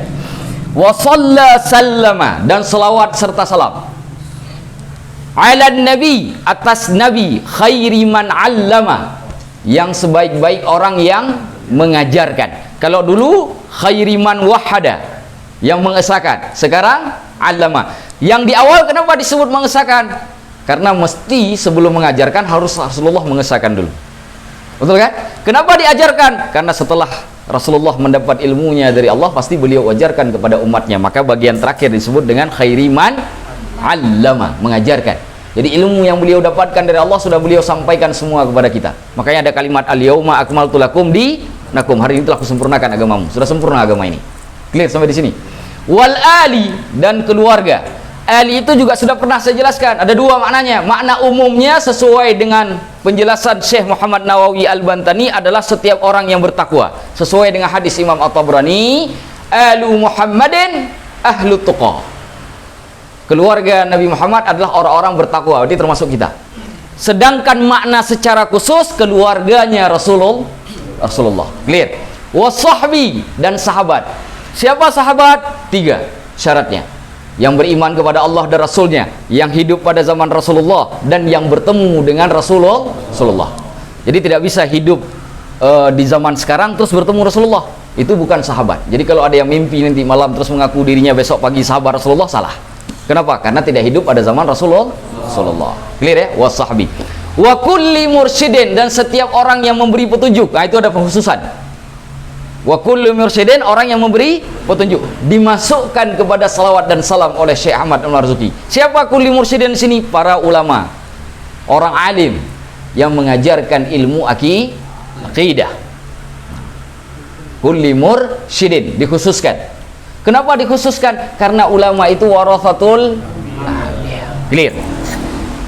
Wa kulli man, dan setiap yang bi khairi hadiyin, bi khairi dengan sebaik-baik, hadiyin petunjuk, yaqtadi mengambil petunjuk. Jadi selain orang yang memberi petunjuk, orang yang mengambil sebaik-baik petunjuk, itu juga masuk dalam bab salawat dan salam. Jadi termasuk yang mengajarkan dan yang diajarkan. Clear. Wa as'alul karima, dan aku, kata Syekh Ahmad Al-Marzuki, wa as'alul karima, aku memohon kepada yang maha baik, maha mulia. Al-Karim salah satu nama Allah. Maksudnya aku bermohon kepada Allah yang maha mulia. Ikhlasul amal, ikhlasnya amal perbuatan. Karena beliau menulis ini bukan untuk mencari tenar, bukan mencari apapun. Beliau menulis ini dengan keikhlasan. Apa tujuannya? Wa naf'a kulli man biha qad istaghal. Wa naf'a, dan bermanfaat. Kulli, setiap, man biha, yang dengannya qad istaghal, telah menyibukkan diri. Jadi orang yang menyibukkan diri ini oleh Syekh Ahmad Al-Marzuki sudah didoakan ketika nazam ini ditulis, supaya bisa mengambil manfaat dengan izin Allah. Jadi kita sudah didoakan sebelumnya oleh Syekh Ahmad Al-Marzuki karena bisa mengambil faedah dari buku ini. Bisa dipahami? Wa abiyatuha maizun bi'addil jummali, itu bukan jumali. Di atas mim ada tasdid. Bi'addil jummali. Tarikhuha li hayyu ghurrin jummali. Yang ini saya tanda dulu, nggak saya jelaskan. Ini bagian terakhir saya jelaskan karena ini panjang dikit. Samaituha, aku namakan dia. Maksudnya ringkasan pelajaran akidahnya. Samaituha aqidatal awami, akidahnya orang awam. Min wajibin, daripada kewajiban atau yang mengandung kewajiban. Fiddini, dalam urusan agama, bitamami, secara sempurna. Sudah clear? Maka sudah tamat kalimatu rabbik, sudah tamat. Nah, saya mau jelaskan bait yang kedua dari yang terakhir. Bagaimana cara memahami bait yang kedua dari terakhir itu? Abiyatuha maizun bi'addil jummali tarikhuha li hayyu ghurrin jummali. Sebelum sampai ke bab kita penjelasan, saya harus kasih dulu teori dasarnya. Karena kalau nggak ada teori dasarnya nggak bisa memahami itu. Dan ini mungkin sedikit dari teman-teman mungkin jarang mendengar, mungkin jarang sekali mendengar. Bahkan ini jarang sekali disampaikan di masyarakat. Jarang sekali ini dibicarakan mungkin. Bukan berarti tidak ada. Mungkin ada dari teman-teman sudah pernah mendengarnya. Baik. Ingat satu hal. Orang Arab dulu sejak masa jahiliyah. Ini cerita dari zaman jahiliyah. Itu biasanya, saya boleh sambil dihapus ini sebentar? Biar saya mudah menceritakan juga. Dulu orang zaman jahiliyah dulu, ada satu pengetahuan yang mereka miliki itu adalah bagaimana memberikan nilai pada huruf hijaiyah. Huruf hijaiyah itu dikasih nilai. Itu dulu tuh, dari sejak zaman jahiliyah. Bagaimana contohnya? Biar teman-teman nggak bingung. Ini saya kasih contoh. Kalau orang Arab menyebut 950 dinar. Ini kan angka ya, 950 ya. 950 dinar. Ada dua model orang Arab menyebutkan 950 dinar. Orang Arab dulu tidak menulis angka. Harusnya kan nulisnya begini. Angka Arab kan begitu harusnya. Bukan begitu yang orang Arab dulu lakukan.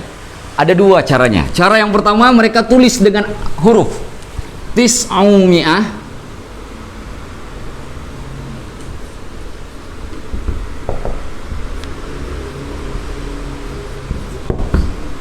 tis'aumi'atun wa khamsuna. Tis'u artinya 9, mi'ah ratus, tis'umi'ah 900. Wa ditambah dan artinya ditambah. Khamsun dari khamsah artinya 5. Khamsun 50 ditambah 950. Itu model yang pertama.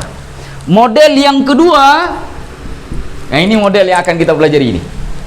Cukup menulis dengan kalimat ini.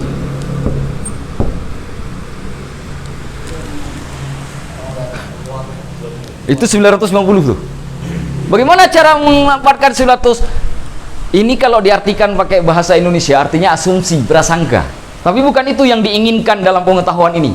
Berapa nilai dari huruf dhad, berapa nilai dari huruf nun. Orang Arab jahiliyah dulu memberikan nilai pada huruf dhad itu 900. Huruf nunnya 50 sama dengan, jadi cukup mengasih tahu, memberikan dhad nun itu artinya 950. Itu budaya yang sudah ada dari sejak dulu, dari sejak zaman jahiliyah. Istilah ini kemudian berkembang pada zaman Abbasiyah. Yang paling masif digunakan pada zaman dinasti Mamluk di Mesir. Dinasti Mamluk di Mesir itu abad ke-7 Hijriah atau lebih kurang abad ke-12 atau abad ke-13 Masehi. Dinasti Mamluk di Mesir. Ini digunakan metode ini. Jadi kalau menyebut angka tidak lagi menyebut begini, tapi cukup menulis satu kalimat dalam bahasa Arab, lalu dalam kalimat bahasa Arab itu muncul angkanya. Nah, di dalam istilahnya orang Arab ini dinamakan dengan hisabul jummal. Hisabul jummali. Hisabul jummal.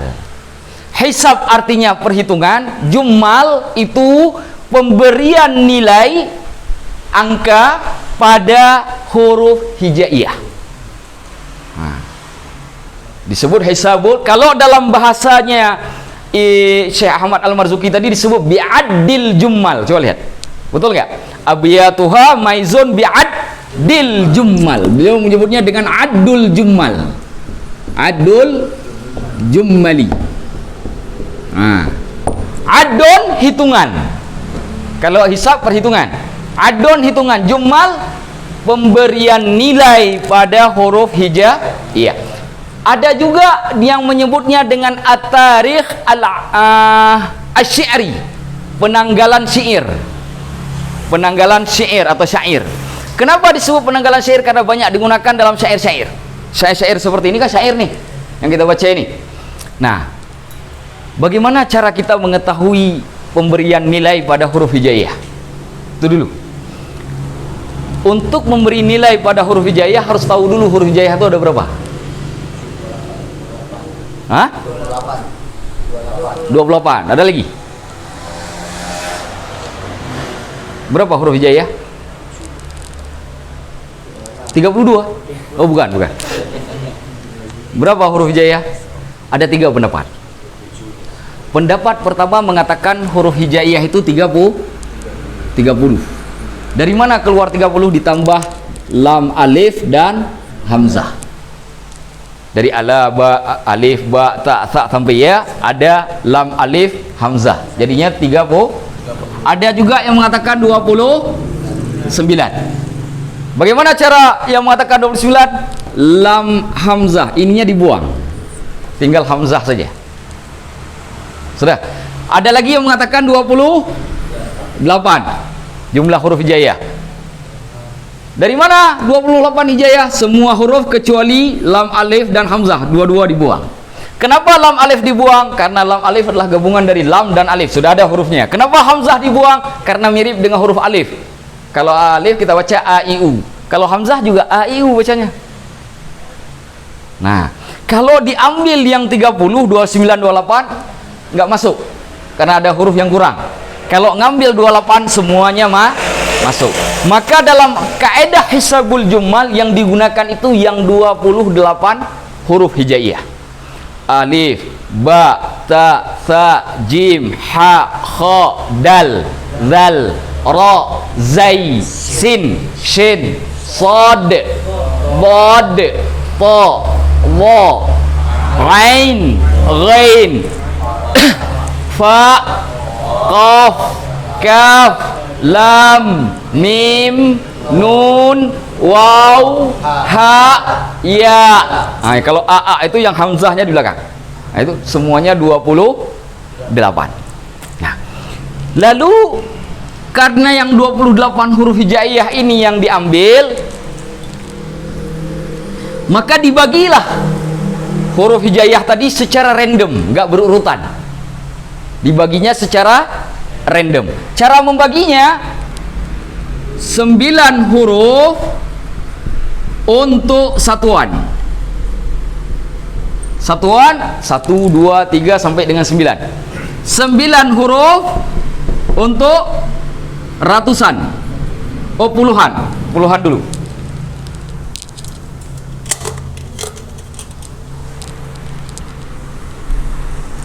Puluhan.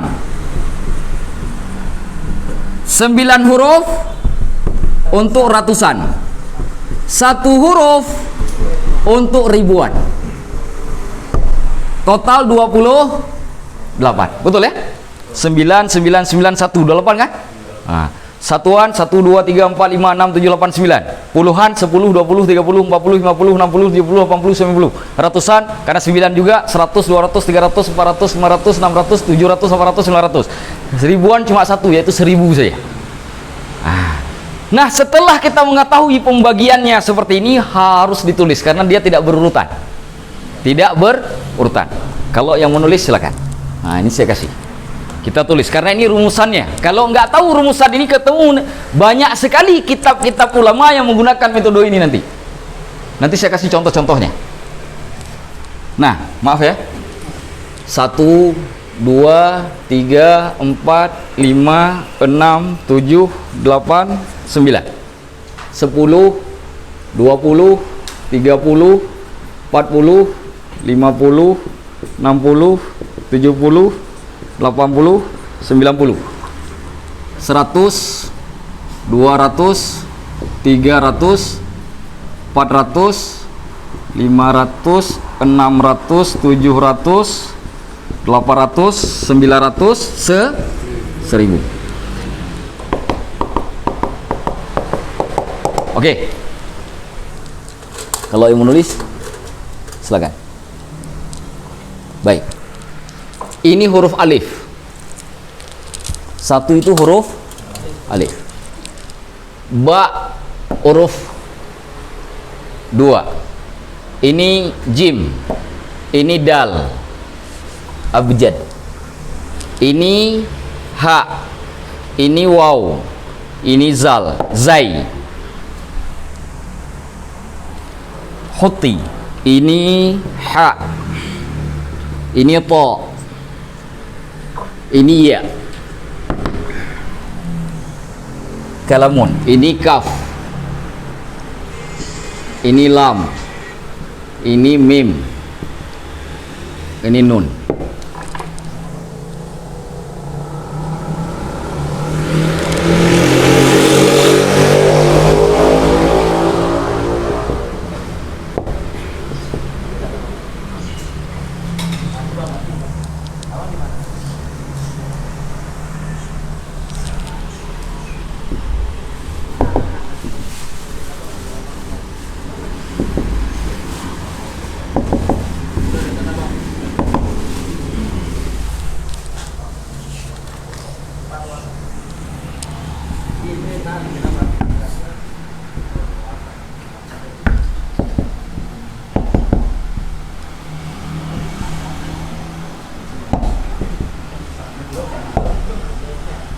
Hah? Mana? Oh. Huruf apa nih yang belum? Wah. Dal. Coba ditulis itu dulu sebelum kita bahas.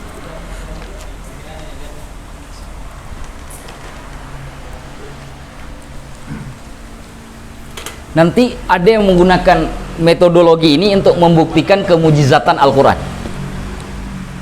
Ada yang menggunakan ini untuk membuktikan kemujizatan Al-Quran, tapi nanti lebih lanjut kita bahas.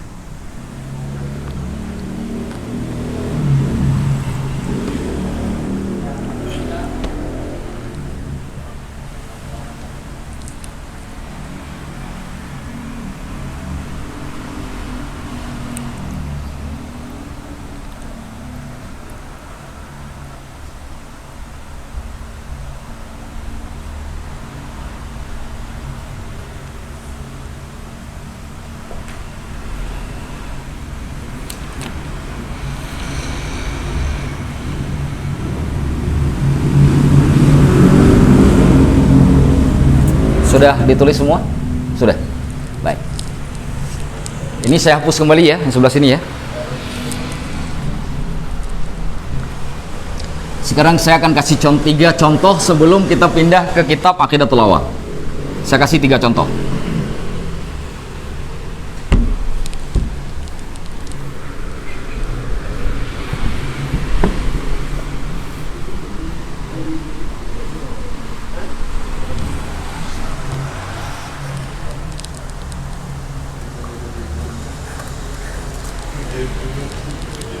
Coba diperhatikan dulu. Ada satu kitab, nama kitabnya Tuhfatul Atfal.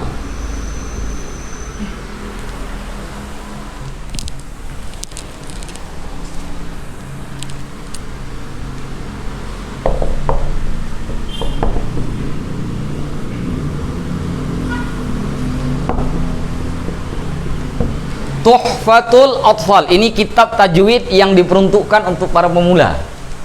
Ditulis oleh Syekh Sulaiman Al-Jamzuri. Ditulis oleh Syekh Sulaiman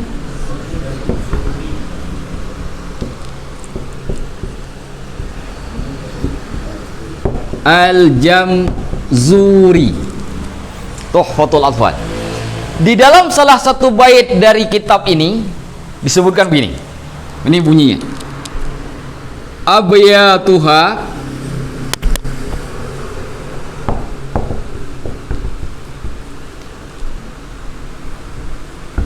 naddun bada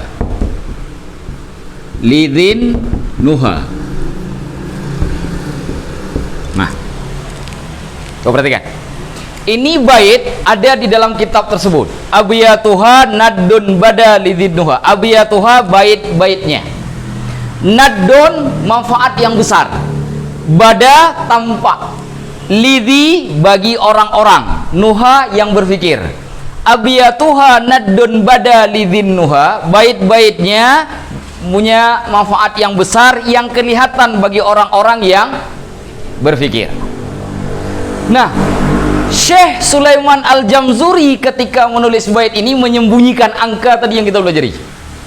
Angka tadi itu terdapat pada kalimat ini, naddun bada. Bait-baitnya berjumlah huruf nun, dal, ba, dal, alif. Bagi orang-orang yang berpikir, coba dihitung sekarang ada berapa baitnya. Berdasarkan tadi rumusan tadi nih, coba dihitung berapa baitnya. Kalau orang tahu ini tanpa baca kitabnya pun jadi tahu berapa jumlah bait. Kalau ini kan kita tadi bilangnya 57 ya, yang Syekh Ahmad Al-Marzuki kan. Nah, coba dihitung. Huruf nun ada berapa? Nun berapa nilainya? Berapa? 50. Huruf dal 4. Tambah 4 sama dengan 54. Ba tambah lagi 2, 56. Dal 4 sama dengan 56 tambah 4 sama dengan 60. Alif 1 sama dengan 61 bait itu kitabnya. Nanti cek aja, pasti dapat kitabnya itu pasti 61 bait. Disembunyikan di dalamnya itu. Ada lagi kitab. Ada lagi kitab namanya Al-Muqaddimah. Pengantar fima yajib, pada apa-apa yang wajib, ala qari'il Quran, atas orang yang membaca Al-Quran, ayya'lamah, mengetahuinya. Ditulis oleh Imam Ibnul Jaziri, sehingga kitab itu disebut dengan nama Muqaddimah Ibnul Jaziri, dalam masalah kewajiban orang yang harus diketahui oleh setiap orang kalau misalkan membaca Al-Quran. Beliau mengatakan begini baitnya, abyatuha, bait-baitnya, qafun wa zayun fil adad. Huruf qaf, huruf zay dalam urusan bilangan. Mana huruf qaf? 100. Zay 7. 107 bait dalam urusan bilangan. Begitu kita hitung baitnya dari awal buku sampai tadi 107 bait. Yang menarik lagi, ada masjid di Yordania. di ibu kotanya Amman. Itu ada masjid namanya Al-Masjid Al-Husaini, Masjid Husain. Masjid ini diresmikan oleh Raja Abdullah pertama. Yang pertama sekali, sekarang bukan yang sekarang, yang sebelumnya. Raja Abdullah yang pertama. Di waktu kita masuk ke dalam masjidnya, di pintu masuk itu diukir sebuah kalimat bahasa Arab. Ukiran kalimat bahasa Arab itu untuk menunjukkan tahun pembuatan dan peresmian masjid itu. Ditulisnya bagaimana? Bukan dalam bentuk angka. Ini tulisannya. Bi fadli Husainin, dengan kelebihan Husain, jalla, tinggilah Masjid Amman, Masjid Amman. Dengan kelebihan Husain, tinggilah Masjid Amman. Ini kalau kita hitung dari awal sampai terakhir, ketemu tuh tahun berapa dibangun itu masjid, tahun berapa diresmikan masjid. Coba hitung. Coba hitung ini. Bi fadli Husainin jalla Masjid Amman. Coba dihitung sendiri masing-masing di buku. Biar tahu.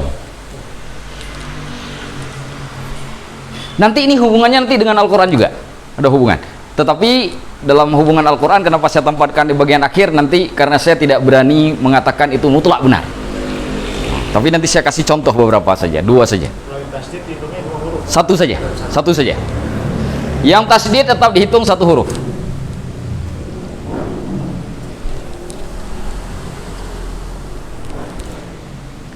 Ini harus hitung ba berapa, dot fa berapa, dot berapa, lam berapa. Nanti dijumlahkan semua huruf itu, angka tadi, ketemu tahun pembuatan dan peresmian masjid itu. Masjidnya masih ada sampai sekarang. Kalau mau tahu masjidnya, mau membuktikan ini, datanglah ke Amman, ke ibu kota Amman, masuk di pintu masjid, baca ini. Oh, saya udah belajar dulu di Limo, ini tahun sekian, saya hitung malam itu. Ini udah tahu. Ini caranya. Fadli Husainin jalla Masjidu Amman.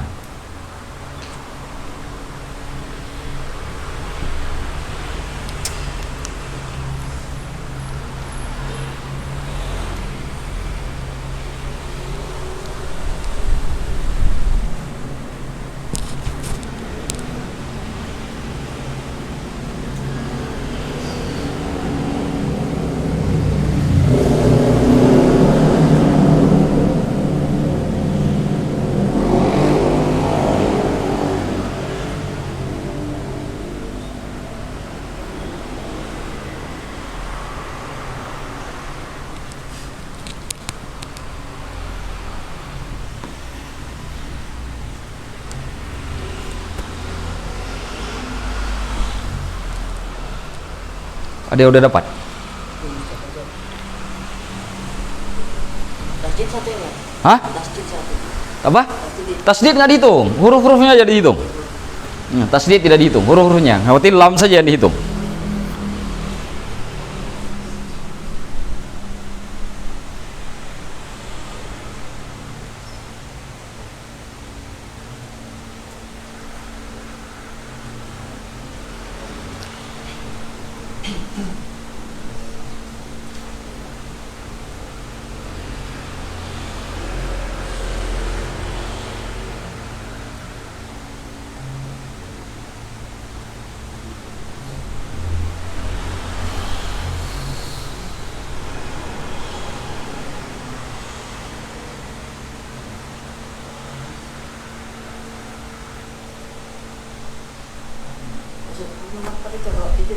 Mana? Ini? Iya, dal.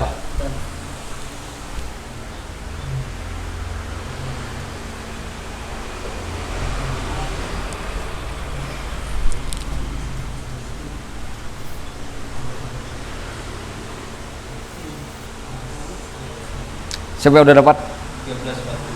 13? Sebentar. Lagi. 13.40. Ini nggak dihitung alif. Alif kenapa nggak dihitung?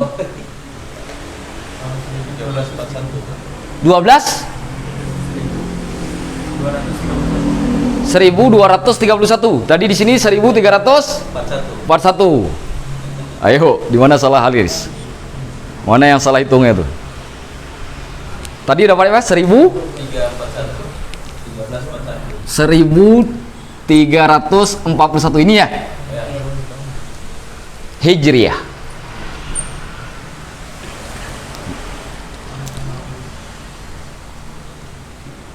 Coba. Fitra masih bingung? Udah paham kan? Paham ya? Pindah aja ke sini, ke depan. Kalau agak bingung.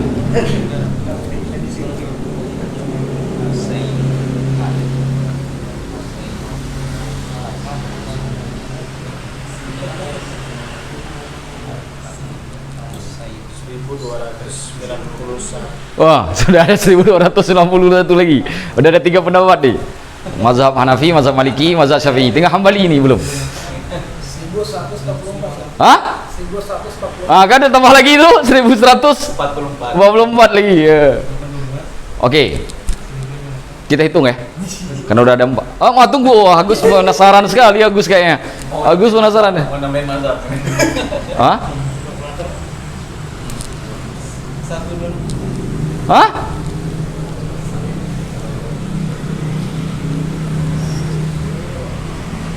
Berapa? Yang tadi 1341 Hijriah. Aris 1200, tadi 1100. 1100 juga? 1344. Oh, lebih 3. Nah, udah ada 3 tuh. Oh, 4 itu. Agus berapa?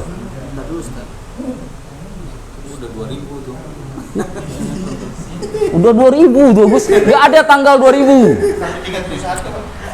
Tanggal Hijriah cuma 1000, gak ada. 1371. Udah ada lagi, tambah lagi 7, ada 30. 1341. Wah, ada 2 sing 1 nih. Enggak satu mazhab. Mazhab apa nih? Perhatikan. Oke, coba kita perhatikan. Huruf ba berapa? Coba yang punya kalkulator sebentar. Yang punya kalkulator langsung ditambah-tambah. Ba berapa? 2. Ditambah fa berapa? 80. Fa 80. Tambah 80. Mod 800. Lam 30. Sudah? Ha 8. Ha 8. Sin 60. Iya 10. Nun 50. Jim 3. Tambah lagi jim 3. Lam 30. Udah? Mim 40. Sin 60. Jim tambah lagi 3. Dal tambah 4. Ain 70. Mim 40. Alif 1. Nun 50. Berapa? 1341. Inilah tahun dibentuk dan diresmikan Masjid Aman itu. Dari sini kita tahu. Apa? Tasdid dihitungnya 1 aja, bukan tasdidnya dihitung. Kan hurufnya 1. Hurufnya dihitung, jangan tasdidnya. Tasdid nggak ada kan tasdid di sini? Oh, baru sekarang ada kalkulator yang salah. Itu kalkulator masih mandiin mana tuh? Cina. Udah ada aja. Oke. 1341 Hijriah bertepatan dengan 1923 Masehi. Itu tahun pembuatan dan peresmian Masjid Husain di Aman. Ditulisnya begini. Coba kita kembali ke Aqidatul Awam. Nah, kita kembali ke Aqidatul Awam supaya teman-teman paham baitnya. Udah belajar tapi nggak paham kan sayang.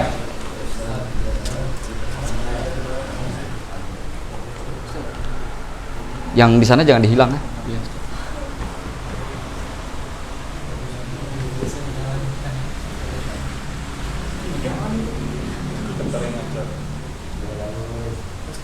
itu jangan. Nah, kita lihat baitnya Syekh Ahmad Al-Marzuq. Bisa tulis dulu. Abiyatuha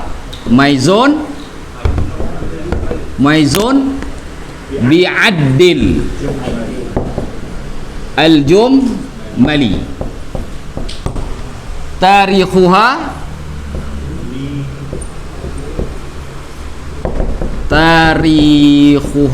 li hayyu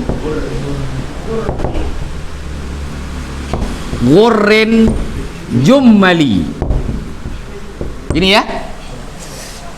Ini ada dalam satu bait ada dua kalimat. Kalimat yang pertama abiyatuha maizun bi'addil jummali. Bait-baitnya maizun, istimewa. Bi'addil jumali, dengan hitungan jumali. Jumal. Ya, dengan hitungan jumal. Kita bahas dulu yang pertama. Ini menceritakan jumlah bait. Kalau ini tidak mungkin. Kan ya? Karena itu kalimat menjelaskan jumlah bait. Ini juga tidak mungkin bi'adil jumali, karena itu istilah. Berarti yang tersisa maizun. Coba dihitung. Berapa? 57 bait. Bener gak 57 bait? Ya. Mim berapa? 40, 10, 50, zal 7, 57. Clear. Kita pindah ke bab yang selanjutnya.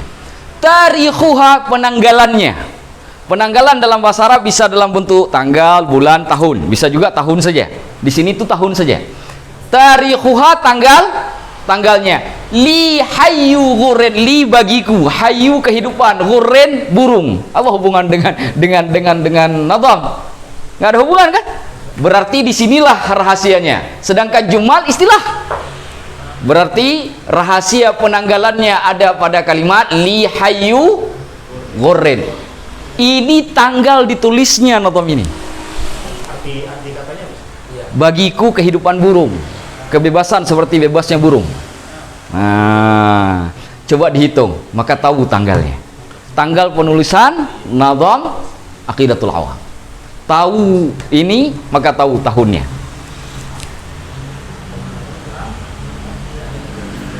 Lam, ya, ha, ya, ghin, ra, 6 huruf saja. 6 huruf, betul ya? Cuma 6 huruf.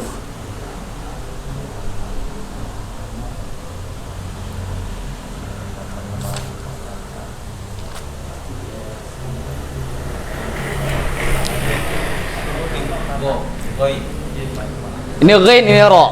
Ghin, ra.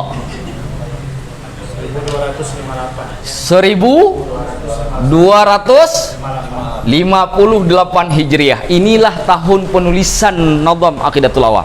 Masehinya nanti coba konversi sendiri. Ya, berapa? Saya belum sempat konversi. Coba cari saja sendiri. 1258 itu kira-kira mungkin 1900-an. Ya. Enggak 1900, 1800. 1800 lebih kurang. Karena Syekh Ahmad Marzuqi ini gurunya dari Syekh Ahmad Zaini Dahlan. Syekh Ahmad Zaini Dahlan ini guru dari Kiai Haji Muhammad Nawawi Al-Bantani. Sekitar 1800, karena Syekh Nawawi Al-Bantani aja meninggalnya kan akhir abad ke-19 tuh, 1800. Nah, berarti ini di angka 1800-an. Wallahu a'lam bishawab. Ini tanggal atau tahun penulisan kitab Aqidatul Awam. Nah, ini yang sudah saya berikan informasi ke teman-teman, ini benar. Artinya digunakan di dalam kitab-kitab para ulama. Penulisan ini. Hanya saja zaman sekarang ada yang mencoba membawa pengetahuan ini yang sudah ada sejak zaman jahiliyah ke dalam Al-Qur'an untuk menghitung mukjizat Al-Qur'an. Sambil salah contohnya. Besi itu nomor atomnya berapa? Fe ya. Fe nomor atomnya itu 26. Salah satu ayat Al-Quran, salah satu surah Al-Quran itu Hadid. Surah Al-Hadid. Hadid. Ternyata ketika kita hitung hadid jumlahnya juga 26. Coba hitung, nggak percaya?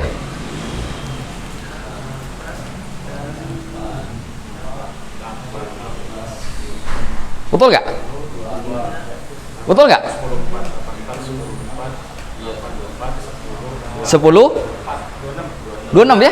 26 lah. Jadi dengan bentuk penanggalan ini ternyata nomor atom yang 26 yang sekarang dikenal di ilmu kimia ternyata sudah ada dalam Al-Quran. Tapi ini satu. Yang kedua, buka surah Ghafir ayat 15. Buka surah Ghafir ayat 15.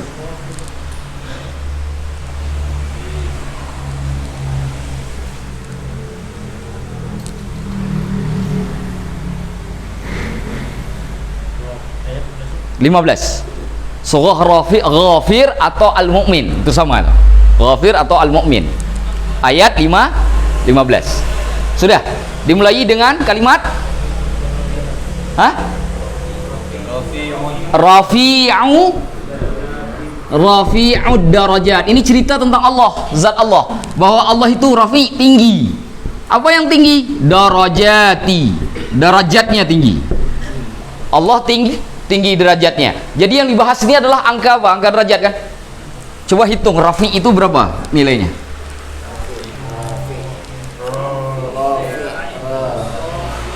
Coba hitung nilainya berapa?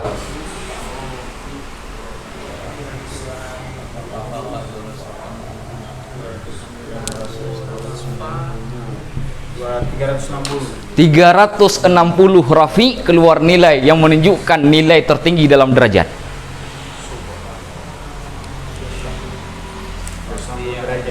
Iya kan? 45, ya kan? 45, 90, 180, 360 paling tinggi. Karena setelah itu kembali ke 0 lagi kan? Kembali lagi ke 45 gitu kan? Ini 360 angka tertinggi dalam derajat. Rafi'ud derajat, rafi'nya keluar angka 360. Ini menggunakan metodologi yang kita pelajari tadi. Sudah dibawa untuk melihat kemukjizatan Al-Quran dalam angka-angka. Dan banyak sudah tulisan-tulisan tentang ini menyebar dalam bahasa Inggris, dalam bahasa Indonesia, dalam bahasa Arab, sudah banyak sekali menyebar. Teman-teman nanti buka internet, banyak sekali menggunakan rumusan. Jadi yang saya berikan ini rumusannya, ini final, sudah ada dari sejak zaman jahiliyah. Hanya saja begini, ini saya ingin memberi batasan supaya tidak salah. Ketika teori ini dibawa ke Al-Quran untuk membuktikan mukjizat Al-Quran, saya di posisi tidak menyalahkan dan juga tidak membenarkan. Kenapa? Karena saya tidak ahli. Tidak ahli. Jadi saya tidak bisa menyebutkan benar dan salah. Karena yang bisa menyebutkan benar adalah orang yang tahu, yang bisa menyebutkan salah juga orang yang mengerti. Sedangkan saya belum meneliti, mengkaji secara lebih dalam hal ini, dan saya tidak bisa berbicara. Tetapi kenapa Ustaz kasih tahu ini? Karena ini teman-teman akan dapati di internet sekarang, menyebar begitu luas. Dulu ketika di Mesir saya juga pernah mendapati buku seperti ini yang menceritakan mukjizat Al-Quran dalam angka-angka. Nah, suatu hari mungkin teman-teman beli buku tuh, mukjizat Al-Quran dalam angka-angka. Ingat rumusan ini. Nah, nanti tanya sama ustadz atau kiai atau ulama yang mengerti, benarkah rumusan ini bisa dibawa ke dalam Al-Quran ataukah tidak. Adapun saya belum bisa menjawab. Tujuan saya menceritakan, teman-teman bisa mencarinya sendiri. Kalau nanti teman-teman ahli, siapa tahu di antara teman-teman nanti ada yang ingin membuktikan kemujizatan Al-Quran dalam angka-angka, mengkaji secara lebih dalam. Nah, siapa tahu mungkin ada satu orang di sini yang muncul di Amanah yang melakukan hal tersebut, mengarang buku tentang hal ini. Nah, rumusan dasarnya sudah saya kasih, lebihnya silahkan kembangkan sendiri untuk membenarkan ataupun sebaliknya terkait dengan hubungan nilai-nilai pada huruf hijaiyah ini ketika dibawa ke dalam Al-Quran. Bisa jadi ini benar, bisa jadi, sangat bisa jadi benar. Kalau kita lihat secara angka-angka ini kan keluar angka tertingginya. Ini ketemu, bagaimana mungkin hadits nih ketemu di angka 26, sedangkan 26 ini ditemukan belakangan. Nomor atomnya untuk besi itu ditemukan belakangan. Bagaimana mungkin? Wallahu a'lam bishawab. Bisa ya, bisa tidak. Saya tidak di posisi untuk membenarkan, juga tidak di posisi untuk menyalahkan. Silakan teman-teman mengkaji secara lebih dalam. Wallahu a'lamu bishawab. Ada pertanyaan? Termasuk kalau ilmu falak juga ada hitungannya kayak gini atau juga tetap? Enggak. Kalau ilmu falak itu memang ada rumusannya. Bukan ini namanya bi'adil jumal. Ini hubungannya dengan nilai pada huruf hijaiyah saja. Oh, nilai pada huruf hijaiyah. Ada lagi? Tapi kalau dibaca kitab-kitab ulama, ini jelas terpakai. Tidak ada kesalahan dalam hal ini. Dalam kitab-kitab para ulama. Tadi udah berapa? 3 kitab saya kasih. Terakhir kitab Aqidatul Awam sendiri. Iya kan? Sebagai buktinya kan? Wallahu a'lamu bishawab. Tapi terkait dengan Al-Quran, silahkan teman-teman kaji secara mendalam. Siapa tahu nanti lahir buku di sini, Mukjizat Al-Quran dalam angka-angka misalkan. Bisa saja kan? Tidak ada yang tidak mungkin kan? Silakan kaji secara mendalam, insya Allah. Baik, ada pertanyaan? Ada? Pernah dengar yang begini ya sebelumnya? Belum pernah dengar ya? Alhamdulillah. Nanti kalau ada yang cerita, duluan kami belajarnya. Maaf, Ustaz. Terkait metode ini, Ustaz ya, itu harus nyambung dengan arti sebenarnya sih. Maksudnya kayak tadi Rocky itu ada artinya kan? Iya, ada. Semua ada arti. Ada yang cuma buat perhitungan aja nih, tapi nggak ada artinya. Nggak ada. Nggak ada. Semua ada arti. Semua ada arti. Semua ada arti. Ada lagi? Ditulis dalam bentuk huruf, tetap mengandung makna, tetapi makna apa huruf tersebut ketika dihitung satu-satu nilainya itu menunjukkan angka tertentu. Nah, itu metode. Dan metodologi ini sudah dilakukan oleh orang-orang Arab jauh sebelum Rasulullah malah diangkat jadi apa lahir. Sudah budaya orang Arab nih. Nah. Kalau yang tadi zonun itu artinya Asumsi, prasangka. oh, prasangka. Iya. Iya. Inna ba'dadh-dhanni, sesungguhnya sebagian prasangka dalam surah Al-Hujurat itu. Nah, ada lagi? Udah? Clear ya? Teman-teman, kita sudah selesai kitab Aqidatul Awam. Jadi berapa lama kita belajar? 4 bulan? 6 bulan? Hah? Lebih? Nah, lebih kurang setengah tahun belajar kitab sebesar ini. lebih kurang. Tapi bukan masalah cepat dan lambatnya, yang penting sudah menamatkan satu kitab. Alhamdulillah. 2 minggu lagi setiap anggota majelis diwajibkan satu. Nah, mau tulislah, jangan dipikir saya nggak mengingat. Menghafal sifat Allah, baik yang wajib, yang mustahil dan jaiz. Jumlahnya 41 sifat wajib. Nanti setiap orang datang ke saya, duduk di depan saya, hafal. Harus tahu artinya. Sifat Allah 41, yang wajib 20, yang mustahil 20, yang jaiz 1. Yang kedua, wajib hafal sifat Nabi dan Rasul yang 9. Yang wajib 4, yang mustahil 4, yang jaiz 1, dengan arti-artinya. 2. Itu total 50 tuh kan? Sifat 50 tuh kan? Yang ketiga, wajib hafal 25 Nabi dan Rasul.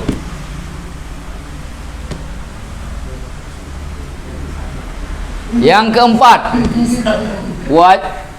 apa? Tambahin kisahnya.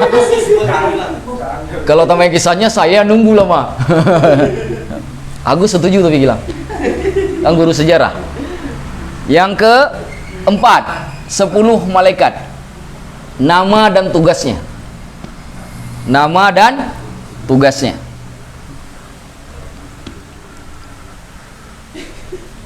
Kelima, 5 kitab dan Nabi yang menerimanya. 4 kitab dan Nabi yang menerimanya. 5 itu kan? Oh jangan, itu nggak apa-apa. Yang wajib saja. 4 saja, yang wajib. Takut sekali. Nomor berapa sekarang? 6. Yang keenam, nasab ayah Rasulullah sampai dengan Adnan. Nasab ayah Rasulullah sampai dengan Adnan. 7.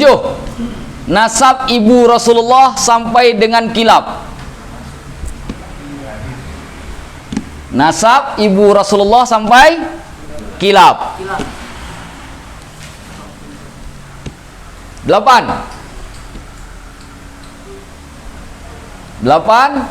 Anak-anak Rasulullah, yang laki-laki dan perempuan. Sudah. 10. Paman-paman Rasulullah. 9. Paman-paman Rasulullah. Jumlahnya ada 12 ya? Yang saya kasih ya? Yang 12 ya? 12 orang. Kok 13? 12. Itu yang tambahan nggak ada 12. Enggak, aku baca 13. 12. Ya aja. Itu berapa tadi? 10 ya? 10. Hah? 9 paman-paman Rasulullah jumlahnya 12. 10. Bibi-bibi Rasulullah jumlahnya 6.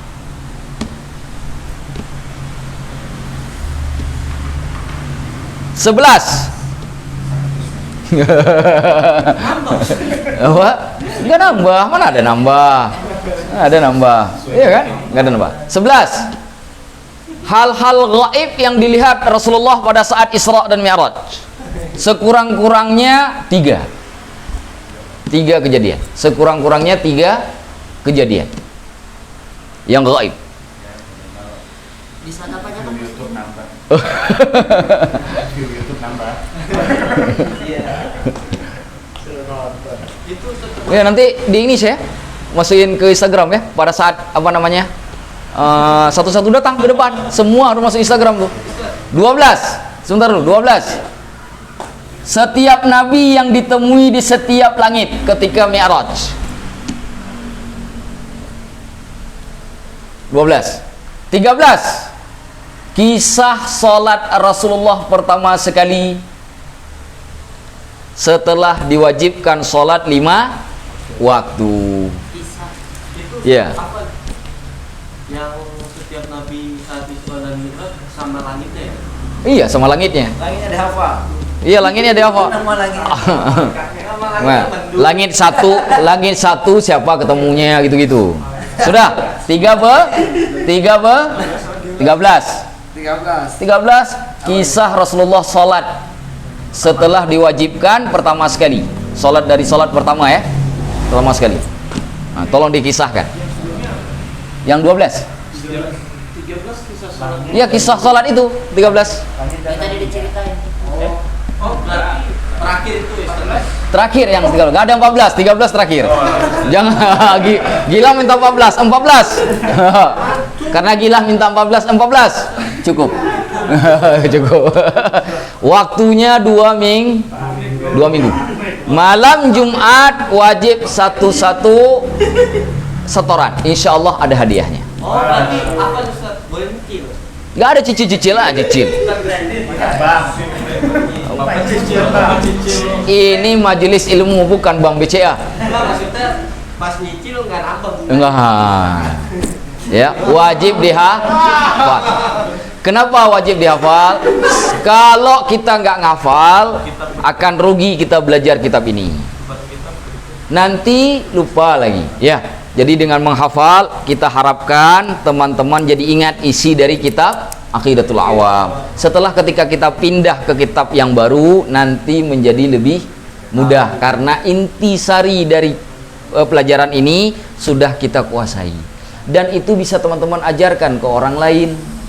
Bukan hanya untuk saya, faedahnya bukan ke saya, faedahnya untuk teman-teman juga, bisa untuk anak, bisa untuk teman, bisa untuk keluarga, bisa untuk saudara, macam-macam. Ada manfaat, bisa untuk ponakan, macam-macam manfaatnya. Ya, baik. Ada pertanyaan? Berarti sudah diijazahkan. Saya nggak bisa ijazahkan, tapi kontennya baru bisa saya berikan. Ya, kalau sudah saya berikan, sudah saya ijazahkan. Tapi ijazahkan secara itu nggak bisa. Kenapa? Saya tidak dapat dari sanad ke Syekh Ahmad Marzuki, nggak boleh saya sanad ijazahkan. Tetapi pembahasannya dari pembahasan kitab para ulama sudah selesai saya berikan. Insya Allah sudah ada referensinya dan sudah pernah saya berikan. Ya, oke. Ada lagi? Ada lagi pertanyaannya? Boleh sih ijazah, boleh, tapi tambah 20. Jadinya 13, 20, 33. Kalau Agus mau dapat ijazah, boleh. Saya cari ijazah untuk ini, nanti khusus Agus tambah tapi pertanyaannya, nanti saya kasih ijazah khusus. Jadi 20 nambah 20. Taruh bikin nasi kuning lagi. Saya kuning lagi. Maksudnya jadi 70 tinggal tambah 7 aja gitu. Wah, itu tawar menawar itu. Baik, teman-teman semuanya. Jam 12 kurang 15. Kita sudah selesai bab Salat Mi'raj dan juga bab masalah kitab Aqidatul Awam. Sebelum kita tutup, kita baca sekali lagi nazamnya sampai dengan selesai. Namun sebelum itu saya ingin kasih tahu, nanti begitu sudah selesai saya tutup, mungkin kita musyawarah dulu ya masalah ke depan kitab apa lagi yang akan kita pelajari, karena juga ada kemarin kita cari-cari dengan Dr. Rusdi, ada sedikit masalah juga nih terkait dengan buku lanjutan nih terkait dengan syarah Asmaul Husna. Nah, kita mau belajar tentang Asmaul Husna ini yang 99, tapi nanti kita ceritakan lebih lanjut ya. Sekarang kita baca nadhamnya dulu sebelum saya tutup, nanti baru setelah itu saya tutup dulu. Baik teman-teman, mari kita ulang kitab Nadham Aqidatul Awam. Bismillahirrahmanirrahim. Sampai sini aja ya. Kita tutup sampai di sini. Hadanallahu wa yakum ajma'in. Aqulu qawli hadza wa astaghfirullahal azim. Wassalamu alaikum warahmatullahi wabarakatuh.